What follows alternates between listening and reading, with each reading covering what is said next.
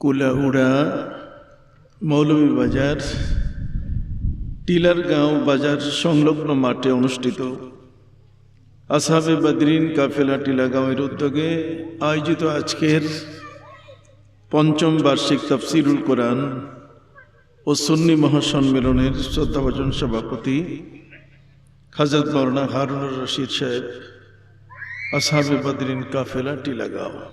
আজকের এই মাহফিলের মঞ্চে বসা শ্রদ্ধাভাজন উলামায়ে কেরাম, এলাকার গণ্যমান্য ব্যক্তিবর্গ, গুণীজন, কষ্ট স্বীকার করে আজকের এই প্রাণঘাতী ভাইরাসের স্ট্রেন নামক যে কঠিন ভাইরাস চতুর্দিকে দাবানলের মতো ছড়িয়ে পড়ছে, সেটাকে উপেক্ষা করে আজকের মাহফিলে উপস্থিত আমার শ্রদ্ধাভাজন মুরব্বিয়ানে কেরাম, সমাবেশী ভাইরা, যুবক বন্ধুরা, স্নেহের এবং আদরের কচিকাঁচা শিশুরা, পর্দার আড়ালে বোনেরা, শ্রদ্ধেয় ব্যবসায়ী বিন্দু, এলাকাবাসী, আসসালামু আলাইকুম ওয়া রাহমাতুল্লাহি ওয়া বারাকাতুহু। পবিত্র কোরআন মজিদের 3টি জায়গা থেকে আমি আয়াত তেলাওয়াত করেছি। প্রথম যে আয়াতটি সেটা হলো ওয়ামা খালাকতুল জিন্না ওয়াল ইনসা ইল্লা লিয়াবুদুন। আমি জিন এবং ইনসানকে সৃষ্টি করেছি আমার ইবাদতের জন্য।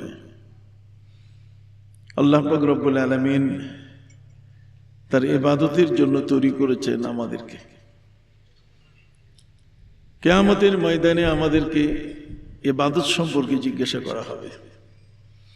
আমি ব্যারিস্টার হতে পারছি কিনা, আমি ইঞ্জিনিয়ার হতে পেরেছি কিনা, আমি এই পৃথিবীর মধ্যে ব্যবসায়ী হতে পেরেছি কিনা, এগুলো নিয়ে কিয়ামতে প্রশ্ন হবে না। প্রশ্ন হবে যে আমি আল্লাহর ইবাদত করেছি কিনা। ওয়ামা খালাকতুল জিন্না ওয়াল ইনসা ইল্লা লিয়াবুদুন। এই ইবাদত যেগুলো আমরা করে থাকি, সেগুলো আমাদের জীবনে আমরা অনেক ধরনের ইবাদত করে থাকি।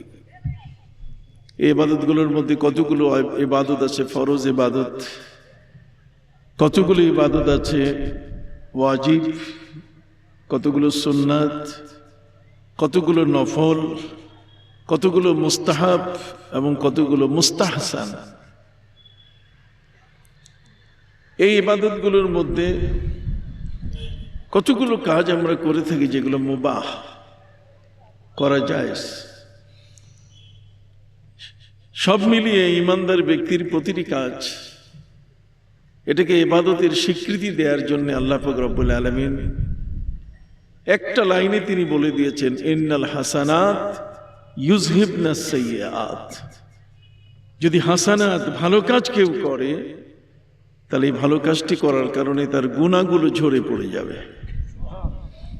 আল্লাহর উদ্দেশ্য হচ্ছে যে তার এই ভালো কাজ, ইবাদতগুলো করার সাথে সাথে যেন গুনাহগুলো ঝরে পড়ে, কোনো গুনাহ যেন গুনাহ হিসেবে না থাকে। আল্লাহ পাক রব্বুল আলামিন আমাদেরকে জাহান্নামে দিবেন এই উদ্দেশ্যে তিনি সৃষ্টি করেন নাই। তিনি আমাদেরকে সৃষ্টি করেছেন যে তার অপূর্ব জান্নাত, যে জান্নাত সুশোভিত এবং এত সুন্দর, ওয়ালাল আখিরাতু খায়রুল লাকা মিনাল উলা। আখিরাতের সেই আয়োজন এই পৃথিবীর থেকে অনেক অনেক গুণে উত্তম। সেই জান্নাত জান্নাতুল ফিরদাউস, সেই জান্নাত জান্নাত আদন, সেই জান্নাত দারুস সালাম, এগুলো যেন আমরা নিতে পারি। এই জন্য আল্লাহ পাক রব্বুল আলামিন আমাদের ভালো কাজগুলোকে তিনি জান্নাতে যাবার এক স্বীকৃতি হিসেবে তিনি আমাদেরকে দান করেছেন। অতএব আজকের মাহফিলে যারা আমরা এসেছি, যতক্ষণ বসা থাকবো ততক্ষণ আমাদের আমল থেকে গুনাহগুলো ঝরে পড়ে যাচ্ছে। এবং নিশ্চিত এই মাহফিলের কোনো একজন ব্যক্তি যদি জান্নাতে যায়, তাহলে আমরা বাদ পড়বো না ইনশাআল্লাহ। আল্লাহ আমাদেরকে জান্নাত দেবার জন্য তিনি তৈরি করেছেন, জাহান্নাম শুধু ভয় দেখাবার জন্য। জাহান্নাম এটা তৈরি করা হয়েছে এই কারণেই যাতে আমরা অন্ততপক্ষে ভয়ে ভালো কাজগুলো যেন করি।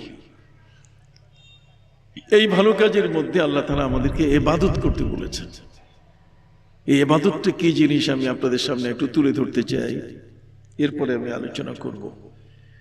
ইবাদত হচ্ছে আত-তাআতু মা তাযাল্লুল, নম্রতা, বিনয়ী হওয়া, বিনয়ী হওয়া। আল্লাহর অনুগত হওয়ার নামই হলো কি? ইবাদত। আল্লাহর অনুগত আপনি হবেন কিভাবে? আপনি নিজেকে কিভাবে প্রমাণ করবেন যে আমি আল্লাহর অনুগত, আমি আল্লাহর অবিডেন্ট, আমি আল্লাহর আনুগত্য করি? এটা কিভাবে আপনি প্রমাণ করবেন? এই প্রমাণটাকে আল্লাহ পাক রব্বুল আলামিন একটা রূপ দিয়েছেন, যে রূপটা আমরা তৈরি করতে হয় আমাদেরকে। এই রূপটা তৈরি না করলে আমি যে আল্লাহর কাছে অনুগত, আমি আল্লাহর জন্য যে আমি উৎসর্গিত, আমি যে ইবাদত করছি, এটা প্রমাণ হবে না। এর রূপটা হলো, একজন ব্যক্তি যখন নামাজ পড়েন, নামাজ পড়লে পরে যখন সে সেজদা করে, সেজদা করলে সে হাঁটু গেড়ে, নাক আর কপাল ঠেকিয়ে, দুটো হাত, পা, অঙ্গ প্রত্যঙ্গ দিয়ে যখন সে সেজদায় পড়ে, তখন তার বিনম্র এবং তার বিনয়ী হওয়ার একটা রূপ তৈরি হয়ে যায়, একটা আকৃতি তৈরি হয়ে যায়। এই আকৃতির নামই হচ্ছে ইবাদত। সুবহানাল্লাহ বলেন। এই আকৃতিটির নাম কি? ইবাদত। অতএব ইবাদতের একটা রূপ আছে, ইবাদতের একটা আকৃতি আছে। এই রূপটা আমাদের তৈরি করতে হবে। আমি ঘরে বসে আছি, আমি বিশাল বড় মাপের একজন আল্লাহওয়ালা, আমি তাসবিহ পড়ছি, কিন্তু নামাজের খবর নাই। ইবাদতের আমি রূপ দিতে পারলাম না। এই ইবাদতের রূপ দিতে গিয়ে যে ইবাদতটা আমার সবচেয়ে বেশি প্রাধান্য দেওয়া হয়েছে, সেটার নাম হলো নামাজ। জোরে বলেন, সেটার নাম কি? নামাজ। আউয়ালু মা ইউহাসাবুল আবদু ইয়াউমাল কিয়ামতি আস-সালাহ। কিয়ামতের ময়দানে আল্লাহর কাছে সবচেয়ে প্রথম যে জিনিসটা জিজ্ঞাসিত হবে, যে তার নামাজ আছে কি না। নামাজটা হলো, এটাই ধর্মের আকৃতি। মান আকামাস সালাতা ফাকাদ আকামাদ-দ্বীন। যে ব্যক্তি নামাজ পড়লো, সে তার ধর্মটাকে দাঁড় করিয়ে দিল, ধর্মটাকে সে প্রতিষ্ঠিত করলো। ওয়ামান তারাকাহা ফাকাদ হাদামাদ-দ্বীন। আর যে ব্যক্তি নামাজ পড়লো না, সে ব্যক্তি তার ধর্মটাকে ধ্বংস করে দিল, তার দ্বারা কোনো ধর্মের কাজই হলো না। এখন আপনি ব্যারিস্টার হয়েছেন, ব্যারিস্টারিতে তো সেজদা নাই। কথা বলেন, ব্যারিস্টারিতে সেজদা নাই। ইঞ্জিনিয়ারিং বিদ্যার মধ্যে সেজদা নাই। ব্যবসার মধ্যে সেখানে কি নাই? সেজদা নাই। আল্লাহ পাক রব্বুল আলামিন আমাদেরকে সৃষ্টি করেছেন তার ইবাদতের জন্য। সুবহানাল্লাহ। এই ইবাদতটা, এটা রূপ, এর আকৃতি আমাকে দিতে হবে। ইবাদতটার আকৃতি, এটার রূপায়ণ, এটা রূপ দিতে গিয়ে আমাকে, যখন আমি সেজদায় পড়ে যাব, দুনিয়ার মধ্যে যতগুলো ইবাদত আছে, যেমন রোজা, এর মধ্যে আকৃতি পাওয়া যায় না, আনুগত্যের আকৃতি স্পষ্ট নয়।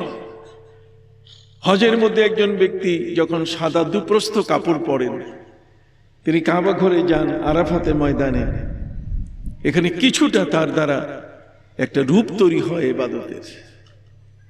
কিন্তু যখন কোনো ব্যক্তি নামাজে সেজদা করে, তখন সেজদা করলে তার হাতটা, তার পা, তার দেহ, তার নাক, তার মুখ, তার চক্ষু, তার মাথা, সবটাই আল্লাহর কাছে আত্মসমর্পণ করে বসে।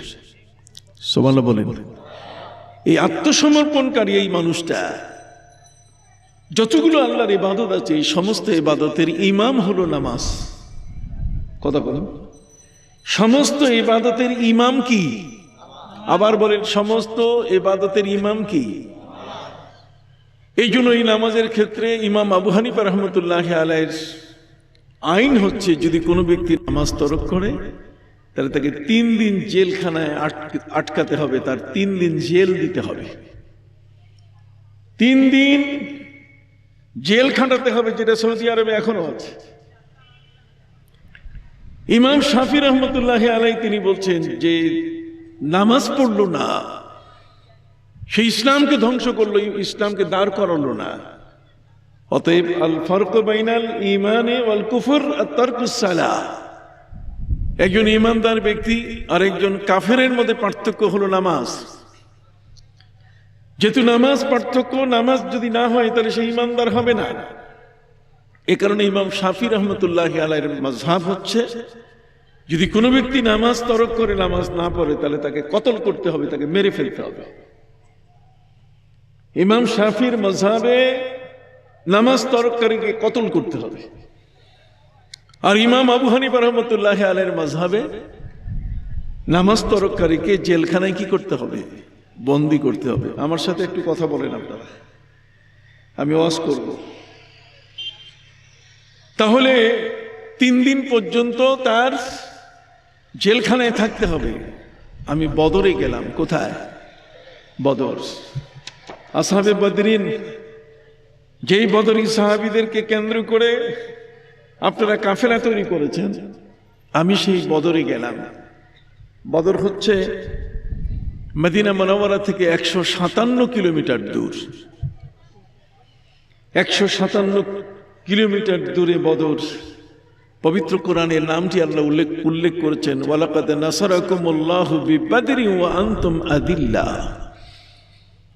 আল্লাহর কুদরতের এক বহিঃপ্রকাশ ঘটেছে এই বদরে। সেই বদরে আল্লাহ বলছেন, আমি তোমাদেরকে সাহায্য করেছি যখন তোমাদের সংখ্যা ছিল কম। 313 জন সাহাবী, 9 জনে মিলে একটা লাঠি। কয়জনে? সবাই বলেন। 9 জনে মিলে একটা লাঠি যদি হয়, তাহলে 313 জনের ভাগে কয়টা লাঠি? একজন যুদ্ধ করলে 8 জনকে বসে থাকতে হয়। অথচ তার বিপরীত সেখানে কাফের মক্কা থেকে যারা এসছে যুদ্ধ করার জন্য, তাদের সংখ্যা হলো 1000-এর উপরে, এবং প্রত্যেকেই সশস্ত্র, প্রত্যেকের হাতে তরবারি আছে, প্রত্যেকের হাতে তার যুদ্ধের সকল সামগ্রী আছে। সম্মানিত সুধী, এই যুদ্ধের ময়দানে নবী করিম সাল্লাল্লাহু আলাইহি ওয়াসাল্লাম নামতে চান নাই। তিনি এই যুদ্ধে অংশগ্রহণ করবেন, এটা একটা যুদ্ধ হবে, তিনি যুদ্ধ করতেই চান নাই। কিন্তু কত বড় হায়ানা! মক্কা থেকে নবী চলে এসেছেন মদিনায়। মক্কা থেকে এই বদরের দূরত্ব হলো 260 কিলোমিটার। 260 কিলোমিটার পথ। এত দূরে এসে তারা মুসলমানদের উপরে আক্রমণ করবে। নবী করিম সাল্লাল্লাহু আলাইহি ওয়াসাল্লাম তার চাচা আবু জাহালকে বলছিলেন যে, চাচা, এই যুদ্ধটা না হওয়াই ভালো, আপনি চলে যান, আমি আমার দেশ পাহারা দিচ্ছি, আমার দেশে কাউকে আমি ট্রানজিট করে মুসলমানের বিরুদ্ধে কোনো মরণাস্ত্র বহন করতে দেব না। কিন্তু আবু সুফিয়ান, তার নামে একটা প্রোপাগান্ডা হয়েছে যে তাকে মুসলমানরা ধরে বসেছে, যে কারণে সেদিন আবু জাহাল, উতবা, সাইবা, উকবা ইবনে আবি মুআইদ, উমাইয়া ইবনে খালদ, এরা সবাই মিলে এই যুদ্ধের মধ্যে তারা হাজির হয়েছে। সাথে কত? 1000 সৈন্য। সম্মানিত সুধী, আমার নবী সাল্লাল্লাহু আলাইহি ওয়াসাল্লাম বললেন, এই যুদ্ধের মধ্যে আপনজনের মধ্যে যুদ্ধ, এটা বদনাম হবে চাচা। কিন্তু চাচা আবু জাহেল, এমন আবু জাহেল এত মূর্খ যে নিজের পরনের সকল বস্ত্র সে খুলে ফেলল। এত বড় নির্লজ্জ মানুষ, এত বড় হায়াবিহীন একটা মানুষ, সমাজের মধ্যে একজন মানুষ, গোত্রের সম্মানীয় ব্যক্তি, সে যদি সব কাপড় খুলে বিবস্ত্র হয়, তাহলে সে কি মানুষের মধ্যে থাকে না পশু হইয়া যায়? আপনার কথা বলেন না কেন? নবীজি অবাক হয়ে গেলেন। আরবের নিয়ম হলো, যখন কেউ যুদ্ধ করবেই তখন সে কাপড় খুলে ফেলে। নবীজি দেখলেন যে চাচা তো কোনো মতেই আমার প্রস্তাব নিলেন না। ঠিক আছে, যুদ্ধ শুরু হয়ে যাবে। 313 জন নবীর সাহাবী, এদের অস্ত্র নাই, শস্ত্র নাই, যুদ্ধের সামগ্রী নাই। ঠিক এই মুহূর্তে আবু জাহাল তার সৈন্যদেরকে বলল যে তোমরা সবাই রেডি হও, যুদ্ধের প্রস্তুতি। এখন এই কয়েকজন মুসলমানকে মারতে বেশিক্ষণ সময় লাগবে না। কিন্তু অবাক কাণ্ড, এরা সবাই মিলে বলছে যে আমরা যুদ্ধ করব না, আমরা যুদ্ধ করব না। আবু জাহাল বলছে যুদ্ধ করবে না কেন? সৈন্যরা বলছে যুদ্ধের জন্য আমাদেরকে যে কথা বলে আনা হয়েছে যে মুসলমান অল্প কয়েকজন, ধরবো মারবো, মাটির পকেটে ঢুকাই দিয়ে মদিনা দখল করে চলে যাব। কিন্তু এখানে এসে দেখছি যে মুসলমান, হাজার হাজার মুসলমান, কাফেরদের চোখে কাফেররা মুসলমানদেরকে হাজার হাজার দেখতেছে। সম্মানিত সুধী, আবু জাহাল বলে উঠল কি কও তুমি? দেখেন আপনি নিজেই। আবু জাহাল যখন মুসলমানদের দিকে তাকালো, দেখে একই অবস্থা, অসংখ্য মুসলমান, 313 জন নয়। আবু জাহাল বলছে কিরে, সবার চোখ কি দেড় ব্যাটারি হয়ে গেল? আমরা কি একজন কি দুইজন দেখতেছি? বড় কঠিন ব্যাপার। আপনাদের জানা উচিত এই বদরের যুদ্ধে কিন্তু প্রথম আবু জাহালের সৈন্যরা যুদ্ধ করতে চায় নাই। শেষ পর্যন্ত আবু জাহাল বলছে যে আমি দেখি, তোমরা যেও না, তোমরা মক্কায় ফিরো না, যুদ্ধ করব। তো সবাই মিলে বলছে যে তাহলে কি করা যায়, আমরা এখানে যুদ্ধ করব না, মুসলমানের সংখ্যা কম নয়, অনেক। আবু জাহাল বলছে তাহলে একজন লোক ভিতরে পাঠাই দেই, দেখি খবরটা নিয়ে আসুক, গুনে আসুক কয়জন মুসলমান। আমরা বোধহয় দেড় ব্যাটারি ঠিক মতো দেখতেছি না। এখন প্রশ্ন হলো যে ওপারে যে 313 জন সাহাবী, তারা তো নানা রঙের ছিলেন না, প্রত্যেকের গাল ভরা দাড়ি, মাথায় নবীর সুন্নতি পাগড়ি, ইসলামের কি চমৎকার সুন্নতি পোশাক। এই 313 জনই একটু আলাদা। এদেরকে দেখলেই আলাদা করা যায় যে এরা একজন মহান নবীর অনুসারী। কিন্তু বাকি আবু জাহালের সাথে যারা আছে তারা তো উল্টা পাল্টা, এরা ভিতরে গেলেই তো ধরা পড়ে যাবে। এই জন্যই তারা চিন্তিত হয়ে পড়ল। আবু জাহাল বলে যে তোমাদের মধ্য থেকে একজন মনমোহন সিং বাইর করো। কাকে? মনমোহন সিং মানে ভারতের প্রধানমন্ত্রী মনমোহন সিং। তার মাথায় পাগড়ি ছিল, লম্বা জামা ছিল, শেরওয়ানি গায়ে ছিল। মুসলমানের পোশাক দেখলে মনে হতো কিন্তু তার পিছনে কি কোনো নামাজ পড়া যাবে? সে একটা শিখ। ঠিক এই ধরনের একজন মনমোহন সিং পেয়ে গেল তারা, যে কিছু দাঁড়িয়ে আছে, একটা মোটামুটি মাথায়, ওই একদল মানুষ আছে না খালি বেদাত বেদাত কয়, ওদের মাথায় দেখবেন পাগড়ি নাই, ওরা খালি ওই রুমালকে পাগড়ি বানায়। এই রুমালই পাগড়িওয়ালারা সমাজের মধ্যে আজকে সবচেয়ে বড় ফিতনাবাজ। কথা বুঝতে পারছি? এরা নানা ধরনের ফিতনা করছে। সম্মানিত সুধী, পাগড়ি বেঁধে দেওয়া হলো, মুখে দাড়ি। যখন এই মুসলমানের সংখ্যা গুনতে গেছে তখনই অবাক যে মুসলমান। সেখানে গিয়ে হযরত আবু বকর সিদ্দিক রাদিয়াল্লাহু তাআলার চোখে পড়ছে। আবু বকর সিদ্দিক নবীর সাথে সাহাবায়ে কেরামের উঠা বসা করতে করতে তাদের চোখের পাওয়ার এত বেড়ে গেছে। ইত্তাকু মিন ফিরাসাতিল মুমিন ফাইন্নাহু ইয়ানজুরু বিনুরিল্লাহ। তাদের চোখের দৃষ্টি আল্লাহর নূরে পরিপূর্ণ হয়েছে। কাজে 1 নম্বর 2 নম্বর সাথে সাথে তারা ধরতে পারতেন। ওপারের 2 নম্বর মানুষটা ভিতরে আসার সাথে সাথে আবু বকর সিদ্দিক রাদিয়াল্লাহু তাআলা তাকে ধরে ফেললেন। তিনি বললেন, ইউ আর আন্ডার অ্যারেস্ট, তুমি আমার হাতে বন্দী। কেন? আমি তো বন্দী। কেন বন্দী হব? আমার তো দাড়ি আছে, আমার তো পাগড়ি আছে, আমি তো আপনাদের। কয় না, কালেমা বাতাও,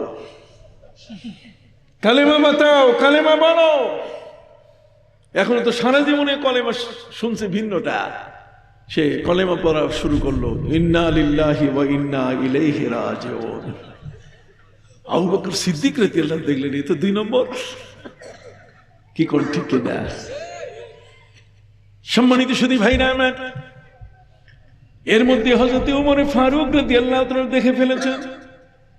জিজ্ঞেস করেন, আবু বকর কেডা? এটা কে? আবু বকর সিদ্দিক রাদিয়াল্লাহু তাআলা, এটা তো 2 নম্বর, এটা কলেমা জানে না। কথা বলেন, ওটা ওপার থেকে এসছে আমাদের সংখ্যা গণবার জন্য। আবু বকর সিদ্দিক রাদিয়াল্লাহু তাআলা যে জিজ্ঞেস করলাম যে তোমরা কতজন, ও বলে না।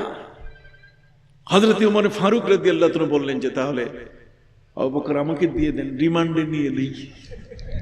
কতক্ষণ না রিমান্ডে নিয়ে নেই, রিমান্ডে নিলে কাফেরদের সংখ্যা কতজন ওরা মক্কা থেকে আসছে হিসাব পাওয়া যাবে যদি একে ঠিক মতো পড়ে। ফাদরিবুহু ফাওকাল আনাক ওয়াদরিবু মিনহুম কুল্লা মানান। ইসলামের শাস্তি হলো কাফেরদের জন্য ঘাড়ের উপরে মারতে হবে আর জন্টে জন্টে পিটাইতে হবে। কাজেই হযরত ওমর রাদিয়াল্লাহু তাআলা বলেন যে এখন আমি শুরু করে দেই। হযরত আবু বকর সিদ্দিক রাদিয়াল্লাহু তাআলা বলেন যে না, আমি ওমর তোমার রিমান্ডে আমি দিতে পারি না, যেহেতু এখানে মোবাইল কোর্ট এর মহান বিচারপতি আমার নবী উপস্থিত আছেন। কাজে নবীজির কাছে দেই। নবী করিম সাল্লাল্লাহু আলাইহি ওয়াসাল্লাম বলছে কে? আবু বকর সিদ্দিক ওমর ফারুক বলে তো 2 নম্বর ওপার থেকে আসছে। নবীজি তাকে সৌহার্দ্য ভালোবাসা দিয়ে তার সাথে এমন এক মোলায়েম আচরণ করলেন, এত বড় ভালোবাসা তিনি দিলেন যে নবীর ভালোবাসার কাছে লোকটি পরাজিত হয়ে গেল। সম্মানিত সুধী ভাইরা আমার, এই পৃথিবীর মধ্যে আরব যারা, তাদের একটা জেল কোড আছে, আর আমার নবী সাল্লাল্লাহু আলাইহি ওয়াসাল্লামেরও জেল কোড আছে। জেল মানে বন্দীরা কিভাবে বন্দিশালায় থাকবে তার একটা কোড আছে, একটা ল আছে, আইন আছে, রুলস আছে। কথা বুঝতে পারছেন? আরবদের জেল কোড হলো যে তারা নবী করিম সাল্লাল্লাহু আলাইহি ওয়াসাল্লামকে বন্দী করে একটা জেল কোড তৈরি করেছিল, আর সেটা হলো যে কোনো পানি দেওয়া যাবে না, খাবার দেওয়া যাবে না, খাদ্য পানীয় বন্ধ। যে লোকটাকে তারা বন্দী করবে সেই লোকটাকে তারা খাবার দিবে না। এবং এটা শুরু করলো তারা আমার নবীকে দিয়ে। নাউযুবিল্লাহি মিন যালিক। একটু জোরে নাউযুবিল্লাহ পড়বেন না? আমার নবীকে দিয়ে তারা শুরু করলো। আমাদের প্রিয় নবী সাল্লাল্লাহু আলাইহি ওয়াসাল্লামকে তারা বন্দী করলো, নবীকে নির্বাসনে দিল শিয়াবে আবি তালেবে। শিয়াবে আবি তালেব মক্কার জমিন থেকে মাত্র 3 কিলোমিটার দূরে, অথবা তার কম বেশি হবে সামান্য। সেখানে নবীজিকে তারা বন্দী করলো। বন্দী করে তারা জেল কোড তৈরি করলো, রেজুলেশন পাস করলো যে তারা নবীকে 3 বছরের জন্য জেল দিল। রায় ঘোষণা করলো আমার নবীজি বন্দী থাকবেন 3 বছর, তার নির্বাসন 3 বছরের জন্য। এই 3 বছরের মধ্যে তাকে কোনো কেউ খাদ্য পানীয় দিতে পারবে না। তাদের উদ্দেশ্য হলো যে নবীকে এই বন্দিশালায় মেরে ফেলা। নবীর সঙ্গী যারা আছে যদি খাবার না পায়, খাদ্য যদি না পায়, তাহলে তারা বাঁচবে না। পৃথিবীর মধ্যে কিছু বোকা মানুষ মহান আল্লাহর ক্ষমতা সম্পর্কে যাদের জ্ঞান নাই, তারাই কেবলমাত্র এই নোংরা চিন্তাগুলো করতে পারে। আমার আল্লাহ বলেন ওয়ামা মিন দাব্বাতিন ফিল আরদি ইল্লা আলাল্লাহি রিজকুহা। জগতের মধ্যে বিচরণশীল যত প্রাণী, ভূচর বলেন, খেচর বলেন, উভচর বলেন, আকাশে ভেসে ভেসে বেড়ায় পাখিগুলো, জমিনের মধ্যে সরীসৃপ সহ পানির নিচে যে সকল পানিজ প্রাণী রয়েছে, পৃথিবীর জমিনের মধ্যে যত বিচরণশীল প্রাণী আছে, সকলের রিজকের দায়িত্ব কে নিয়েছেন? আল্লাহ। অতএব আল্লাহ পাক রব্বুল আলামিন পৃথিবীতে প্রমাণ করেছেন। হযরতে মরিয়ম ছোট্ট শিশু, তাকে যখনই প্রকোষ্ঠে ছোট একটা ঘরের মধ্যে রাখা হলো, হযরতে নবী জাকারিয়া আলাইহিস সালাম তাকে বাইতুল মুকাদ্দাসের পাশে একটা ছোট্ট কুঠুরিতে তাকে রেখে তালা লাগাইয়ে চলে যেতেন। খাবারের সময় যখন হতো তখন তিনি খাবার নিয়ে আসতেন। পবিত্র কোরআন তার এই খাবার আনা নেওয়া দেখাশোনার রিপোর্ট পৃথিবীর মানুষের কাছে প্রকাশ করেছে। সুবহানাল্লাহ। পবিত্র কোরআন মজিদ আল্লাহ পাক রব্বুল আলামিন রিপোর্ট করে জানিয়ে দিয়েছেন, كلما دخل عليها زكريا المحراب وجد عندها رزقا قال يا مريم أنى لك هذا قالت هو من عند الله سبحان الله বলে হযরত নবী জাকারিয়া আলাইহিস সালাম দরজার তালা বন্ধ করে চলে যেতেন। বিকাল বেলায় পরন্ত বেলায় যখন খাবার নিয়ে তিনি উপস্থিত হতেন, খাবার এনে দরজা খুলে যখন ভিতরে প্রবেশ করতেন, তিনি দেখতেন সেখানে মরিয়মের কাছে বেমৌসুমি রকমারি ফল ফুল সবগুলো তার পাশে। তিনি জিজ্ঞেস করলেন, কে আসলো এখানে, কে দিয়ে গেল, রিজিক কে দেন? হযরত মরিয়মের কাছে রিজিক কার থেকে এসেছে? আল্লাহ। ক্বালাত হুয়া মিন ইনদিল্লাহ। মানুষ যদি কারো রিজিক বন্ধ করতে চায় বন্ধ করতে পারে না। সম্মানিত সুধী ভাইরা আমার, শহীদান যারা কবরে চলে গেছেন, পবিত্র কোরআন মজিদে আল্লাহ পাক রব্বুল আলামিন বলেন, ولا تقولوا لمن يقتل في سبيل الله أموات بل أحياء ولكن لا تشعرون। যারা আল্লাহর রাস্তায় জীবন দিয়েছে তোমরা তাদেরকে কখনো বলো না তারা মারা গেছে, বরং তারা জিন্দা। তারা জিন্দা, তোমরা বুঝতে পারছো না। অন্য আয়াতের মধ্যে আল্লাহ বলছেন, বাল হুম মিন ইনদি রাব্বিহিম ইউরযাকুন, বরং আল্লাহর পথে শহীদ যারা তাদের কবরে আল্লাহ জান্নাতের খাবার পরিবেশন করেন। হযরতে খুবাইব রাদিয়াল্লাহু তাআলা কে কাফেররা যখন বন্দী করলো, তারা তাকে খাবার পানীয় কিচ্ছু দিল না। মক্কার জমিন থেকে, কাবা ঘর থেকে 7.5 কিলোমিটার দূর মসজিদে আয়েশা, মসজিদে আয়েশা তানিম, মসজিদে আয়েশা থেকে মাত্র 20 গজ দূরে তাকে বেঁধে রাখা হয়েছিল।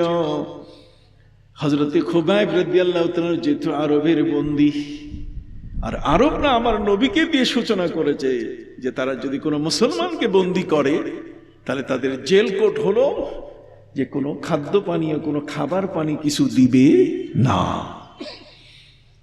হযরত খুবাইব রাদিয়াল্লাহু তাআলা আনহু তিনি বদরের যোদ্ধাদের এক অন্যতম মহান ব্যক্তি। হযরত খুবাইব রাদিয়াল্লাহু তাআলা আনহু তার খাবার বন্ধ, অথচ কাফেররা অবাক হলো যে তিনি হাতে খেজুর নিয়ে খাইতেছেন। সুবহানাল্লাহ, খেজুর নিয়ে কি খাচ্ছেন? এই খেজুর আসলো কোত্থেকে? এটি আল্লাহর পক্ষ থেকে। সুবহানাল্লাহ বলেন। আমাদের প্রিয় নবী সাল্লাল্লাহু আলাইহি ওয়াসাল্লামকে তারা বন্দী করলো, নির্বাসনে দিল শাবে আবি তালেবে। শাবে আবি তালেবে আমার নবী বন্দী, নবীর খাদ্য পানীয় বন্ধ করে দিয়েছে, জেল কোর্ট তৈরি করেছে, রেজুলেশন পাস করে তারা কাগজটা কাবা ঘরের ভেতরে পাথরে চাপা দিয়ে রেখেছে। 15 দিন পর্যন্ত নবীর কোনো খাবার নাই, খাদ্য পানীয় নাই, সাহাবায়ে কেরাম নবীর সাথে বন্দী। আল্লাহর নবী সাল্লাল্লাহু আলাইহি ওয়াসাল্লাম বললেন, গাছের পাতা খাওয়া ছাড়া আর কোনো উপায়? গাছের পাতা খেয়ে খেয়ে তারা জীবন যাপন করছেন।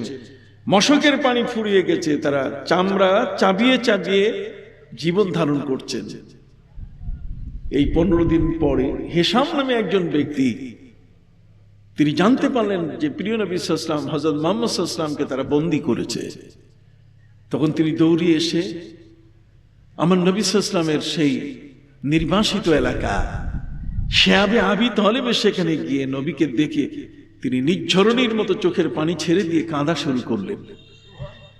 নবীজি শুকিয়ে কাটা হয়ে গেছেন, সাহাবায়ে কেরাম শুকিয়ে কাটা হয়ে গেছে, খাবার নাই।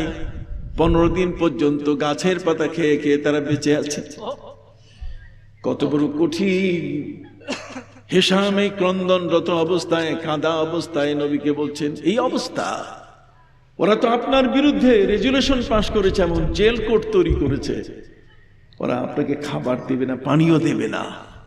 কাবা ঘরের ভেতরে ওদের সেই রায়ের কপি, রেজুলেশনের কপিটা, এটা কাবা ঘরের ভিতরে পাথরে চাপা দিয়ে রেখেছে। নবী করিম সাল্লাল্লাহু আলাইহি ওয়াসাল্লাম বললেন, হিশাম তুমি একটু গিয়ে দেখো, ওই কাগজটা বের করো। আমি রাসূল বললাম, একটা অক্ষরও নাই।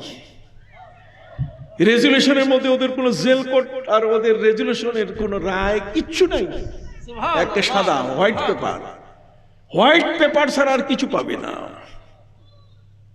হিশাম বলছে, যদি তাই হয় তাহলে আপনাকে আমি জিন্দাবাদ দিয়ে বাইর করে নিয়ে যাব কাবার সামনে। সম্মানিত সুধী, কাবা ঘরের সামনে এসে নেতাদেরকে ডেকে কেয়ারটেকারকে বললেন যে আমারও তো স্বাক্ষর দরকার, আমিও তো নেতা একজন, তোমরা জেল কোর্টে সর্বসম্মতিক্রমে তোমরা এই কাজটা করেছো, তো আমারও স্বাক্ষর নাও। ঠিক আছে, তুমিও স্বাক্ষর দাও। তাহলে বের করো। কাবা ঘরের ভেতর থেকে পাথরে চাপা রেজুলেশনের কাগজ বের করে হিশাম তিনি বললেন, আমি নিজে এটা খুলবো না, তোমরা খুলো। কোন জায়গায় স্বাক্ষর দেখাও। ওরা খুলে দেখে একটা অক্ষরও নাই। তখন হিশাম বললেন, তোমরা প্রতারক, তোমরা ধোঁকাবাজ, তোমরা এমন একজন মহান ব্যক্তিকে তোমরা নির্বাসনে দিয়েছ, আমি এখন বের করে নিয়ে আসবো। কোথায় তোমাদের রেজুলেশন? মিথ্যু। আমার নবীকে তার হিশাম বের করে নিয়ে আসলেন কাবার সামনে, ঘোষণা দিলেন, খবরদার আর একবার যেন তাকে নির্বাসনে দেওয়া না হয়। আরবের দুষ্ট নীতি হলো, জেল নীতি হলো, নবীকে দিয়ে যারা তারা শুরু করেছে, খাদ্য পানীয় দেওয়া যাবে না। আর আমার নবী জেল কোর্ট তৈরি করলেন বদরে। কোথায়? এই যে আসহাবে বদরিন, আপনারা যারা বদরি কাফেলার মানুষ, এই বদরে নবীজি জেল কোর্ট তৈরি করলেন। এটা হচ্ছে পৃথিবীর মুসলমানদের সাথে একেবারে মুখোমুখি যে যুদ্ধ হয়েছে, এর আগে সব ধাওয়া পাল্টা ধাওয়া হয়েছে। উসায়রার যুদ্ধ হয়েছে, আবওয়া হয়েছে, বুয়াতের যুদ্ধ হয়েছে। এগুলো হচ্ছে ধাওয়া পাল্টা ধাওয়া। একদল ধর ধর ধর ধর ধর দৌড়ায়, আরেক দল আবার ফিরে আসে। এই ধাওয়া পাল্টা ধাওয়া। ইসলামের মধ্যে প্রথম যুদ্ধ, মুখোমুখি সমর যুদ্ধ হয়েছে কি? বদরের যুদ্ধ। সুবহানাল্লাহ কইবেন না? কোন অসুবিধা হচ্ছে? আমি তো এসেছি বড় কষ্ট করে, জানেন আজকের দেশের অবস্থা। 4টি জায়গায় বাধাগ্রস্ত হওয়ার পরেও আমি কিন্তু ফিরি নাই। এই মানুষটা গেছে আমার কাছে, যাইয়া বলছে জি আসতে হবে। আমি গত 1 বছর আগে মিস করছি, এখানে আসিনি। কথা বুঝতে পারছেন? আমার কাছে খুব লজ্জা হয়েছে যে আমি এই মানুষটা আসছে, আমি তাকে কিভাবে বঞ্চিত করি। এখন আমি সাধারণত আমি সিলেট আসি না, আমার শরীর পারমিট করে না। আরেকটা হলো যে মাননীয় প্রধানমন্ত্রী গভর্নমেন্ট আমাকে ইসলামী ফাউন্ডেশনের গভর্নর বানিয়েছে। আমি এখন রাষ্ট্রের একটি জাতীয় প্রতিষ্ঠানের গভর্নর। অতএব সেই গভর্নর হিসেবে আমার কত যে মিটিং, কত যে কাজে শ্রম দিতে হয়। আপনি আমার সাথে একটা দিন থাকলে আপনি হয়রান হয়ে যাবেন যে আসসালামু আলাইকুম, টিলাগাঁও গেলাম, আপনি একটা মুহূর্তের জন্য থাকবেন না আমার জন্য। কথা কি বুঝতে পারছেন? এই সব কিছু উপেক্ষা করে আমি আপনাদের কাছে দৌড়িয়ে এসেছি।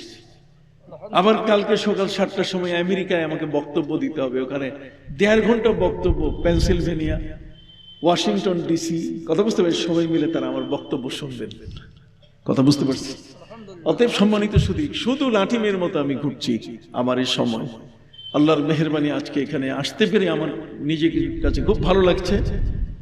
যদিও আমি খুব স্বল্প সময় কথা বলবো, কিন্তু কথাগুলো একটু মনোযোগ সহকারে শুনবেন, আপনাদের উপকার হবে। কথা বুঝতে পারছেন? সম্মানিত সুধী, সেই বদরে নবীজি জেল কোর্ট তৈরি করলেন। 70 জন কাফের বন্দী হলো নবীর হাতে। কতজন? 70 জন কাফের। ওদিকে ওই 2 নম্বর ঢুকছে, আবু বকর সিদ্দিক, ওমর ফারুক, দুজনে নবীর সামনে। আবু বকর সিদ্দিক বলছেন, হুজুর ওমর তো তারে রিমান্ডে নিতে চাইছে, আমি দেই নাই। নবীজি বলেন, না, রিমান্ডে এইভাবে দেওয়া যাবে না। থাপ্পড়, কিল, ঘাড়ে মারা, জয়েন্টে মারা, এই রিমান্ড ইসলাম এটাকে অনুমোদন করে। এটা যুদ্ধের ক্ষেত্রে এমনটা হতে পারে। রিমান্ডের মূল উদ্দেশ্য হচ্ছে তথ্য বের করা। তোমরা তার কাছ থেকে তথ্য বের করতে চেয়েছো যে কতজন কাফের সংখ্যায় ওপারে আছে। সেই রিমান্ডের দায়িত্ব আমি নবী নিলাম। নবীজি তার সাথে সুন্দর আচরণ করলেন। নবীজির জেল কোড বড় চমৎকার, খুব মনে রাখবেন, ওয়াজ তো শোনেন। সম্মানিত সুধী, প্রিয় নবী সাল্লাল্লাহু আলাইহি সাল্লাম বদরের যুদ্ধে 70 জন বন্দী, 17ই রমাদান, রোজার মাস, এত কঠিন প্রচন্ড ঠান্ডা, হাড় পর্যন্ত কেঁপে উঠতেছে, প্রতিটি মানুষ থরথর করে কাঁপতেছে। সেই সময়ে যুদ্ধ, কাফেররা পরাজিত হয়ে গেল। 70 জন কাফের কালিবে বদর, বদরের কূপের মধ্যে তাদের নিক্ষেপ করা হলো, আর 70 জন তারা বন্দী হলো। এই 70 জন বন্দী, এদেরকে নবী করিম সাল্লাল্লাহু আলাইহি ওয়াসাল্লাম দেখলেন, সাহাবীরা তোমাদের কাছে কার কাছে কি খাবার আছে? সাহাবায়ে কেরাম কেউ শুকনা খেজুর, তাজা খেজুর, শুকনা রুটি, তাজা রুটি এনে দিলেন। নবী করিম সাল্লাল্লাহু আলাইহি ওয়াসাল্লাম ভাগ করলেন, শুকনা একদিকে আর তাজা কি? কথা বলেন না কেন? শুকনা একদিকে আর তাজা কি আরেকদিকে। নবীজি সাল্লাল্লাহু আলাইহি ওয়াসাল্লাম বললেন যে শুকনা রুটিগুলো তোমরা খাও, খেজুর তোমরা খাও, আর তাজা খেজুর, তাজা রুটি বন্দীদেরকে খাওয়াই দাও। সুবহানাল্লাহ! কি চমৎকার নবীজি জেল কোড তৈরি করলেন। নির্বাসনে নবীকে দেওয়া হয়েছে, সেখানে নবীর খাবার বন্ধ, আর এখানে নবী কি খাবার দিতেছেন। সুবহানাল্লাহ কইবেন না? ইসলাম কেন আজকের পৃথিবীতে শান্তির ধর্ম? শান্তির ধর্ম হওয়ার পেছনে আপনি কেন আজকে পৃথিবীর শ্রেষ্ঠ একজন মুসলমান? কুনতুম খায়রা উম্মতিন, আপনি শ্রেষ্ঠ উম্মত কেন? আপনার মধ্যে এই আচরণগুলো বিদ্যমান থাকার কথা। কথা বুঝতে পারছেন? সম্মানিত সুধী, নবীজি সাল্লাল্লাহু আলাইহি ওয়াসাল্লাম বললেন, শোনো, মানুষগুলো থরথর করে কাঁপতেছে, যার যার কাছে অতিরিক্ত কাপড় আছে কাপড়গুলো আমাকে দিয়ে দাও। সাহাবায়ে কেরাম কোনো মতেই নিজের জামাটা রেখে ভিতরের গেঞ্জিটা খুলে দিয়ে দিছেন। অতিরিক্ত চাদর নবীজির কাছে জমা দিয়ে দিলেন। নবীজির কাছে কাপড়ের স্তূপ হলো, 313 জনের অতিরিক্ত কাপড়। নবীজি বললেন যে এই 70 জন বন্দী কাঁপতেছে, তোমরা শীত বস্ত্র বিতরণ করো। নবীজি জেল কোড তৈরি করলেন যে বন্দীদেরকে কি দিতে হবে? জোরে বলেন। তাদেরকে বস্ত্র দিতে হবে, তাদেরকে উলঙ্গ রাখা যাবে না। যেটা আজকের আবু গরিব কারাগার, গোয়ান্তমালা কারাগারে এটা করা হচ্ছে, বন্দীদেরকে উলঙ্গ রাখা হচ্ছে। সম্মানিত সুধী ভাইরা আমার প্রিয় নবী সাল্লাল্লাহু আলাইহি সাল্লাম বললেন, শোনো, 70 জন বন্দী, এদের বিচার হবে। অতএব মদিনায় তো কোনো কারাগার নাই, কোনো জেলখানা নাই, বন্দীদেরকে কোথায়? সেখানে রাখা হবে। অতএব 70 জন বন্দী নিয়ে এখন মদিনায় যাওয়া। তোমরা একটা কাজ করো, তোমাদের কাছে কি পরিমাণ ঘোড়া এবং উট আছে যেগুলোতে তোমরা এই বন্দী সহ যেতে পারো? সাহাবায়ে কেরাম বলেন, হুজুর, মাত্র কয়েকটা উট, কয়েকটা ঘোড়া, এগুলোতে আমরা যদি উঠি তাহলে বন্দীরা একজনও উঠতে পারবে না। নবী করিম সাল্লাল্লাহু আলাইহি ওয়াসাল্লাম বললেন, সাহাবীরা, তোমরা সবাই পায়ে হেঁটে মদিনায় যাও, আর বন্দীদেরকে উটের পিঠে চড়িয়ে তোমরা মদিনায় নিয়ে যাও। নবী জেল কোড তৈরি করলেন, কি চমৎকার! বন্দীদেরকে তিনি উটের পিঠে সওয়ার করালেন, আর সাহাবায়ে কেরাম পায়ে হেঁটে মদিনার পথে রওনা হলেন। সুবহানাল্লাহ জোরে বলেন। দিস ইজ আওয়ার ইসলাম। এটাই হলো আমাদের ধর্ম। অতএব আমাদের প্রিয় নবী সাল্লাল্লাহু আলাইহি সাল্লাম সেই 2 নম্বর লোকটা যার কলেমা ইন্না লিল্লাহি ওয়া ইন্না ইলাইহি, তাকে নবীজি জিজ্ঞেস করলেন যে তুমি কেমন আছো? কই ভালো আছি। ভালো আছো? তোমার বাড়ি কোথায়? কই অমুকখানে। তোমার চাচা, তোমার দাদা এই নাম না? আপনি চিনেন কেমনে? আমি চিনি না, সবাই কি চিনি। আসামি আশ্বস্ত হলো যে যার হাতে আমি বন্দী হয়েছি তিনি আমার বাপ দাদাকে চিনে, নিশ্চয়ই তিনি আমার সাথে ভালো আচরণ করবে। নবীজি বলছেন, আমাদের সাথে খাও। লোকটি বলছে, এই মাত্র খাইয়ে আমি ঢুকছি, ধরা পড়ছি। কই কি খাইছো? কই রুটি এবং উটের গোশত। তাহলে কয়টা উট জমাই হইছেও পারে। লোকটি বলে উঠলো যে 3টা উট জবাই হয়েছে, আমরা সবাই 3টি উট খেয়েছি। নবী করিম সাল্লাল্লাহু আলাইহি ওয়াসাল্লাম আবু বকর সিদ্দিক রাদিয়াল্লাহু তাআলা ডেকে বললেন, আবু বকর রিমান্ড শেষ। হযরত উমর বলছেন যে কিল দিলেন না, থাপ্পড় মারলেন না, মাথার উপরে চুল ধরে টানলেন না, ওরে কিছুই এমনি করলেন, রিমান্ড শেষ হলো কেমনে? নবী করিম সাল্লাল্লাহু আলাইহি ওয়াসাল্লাম বলছেন রিমান্ড শেষ হয়েছে এই কারণে যেহেতু তথ্য দরকার, আমি তথ্য বের করে ফেলেছি। কিভাবে? তোমরা জানতে চেয়েছো ওই পাশে কাফের কতজন, তথ্য এসে গেছে আমার হাতে। সে বলছে 3টা উট সবাই মিলে জবাই করে খাইছে, তাহলে একটা উট খাইতে 350 মানুষ লাগে, তাহলে 3টা উট খাইতে 1000-এর উপরে লোক। তথ্য উদ্ধার করা এটাই তো উদ্দেশ্য, লোকটাকে আঘাত করা উদ্দেশ্য না। আপনি কি বুঝতে পারতেছেন ইসলামের আদর্শিক বিষয়গুলো?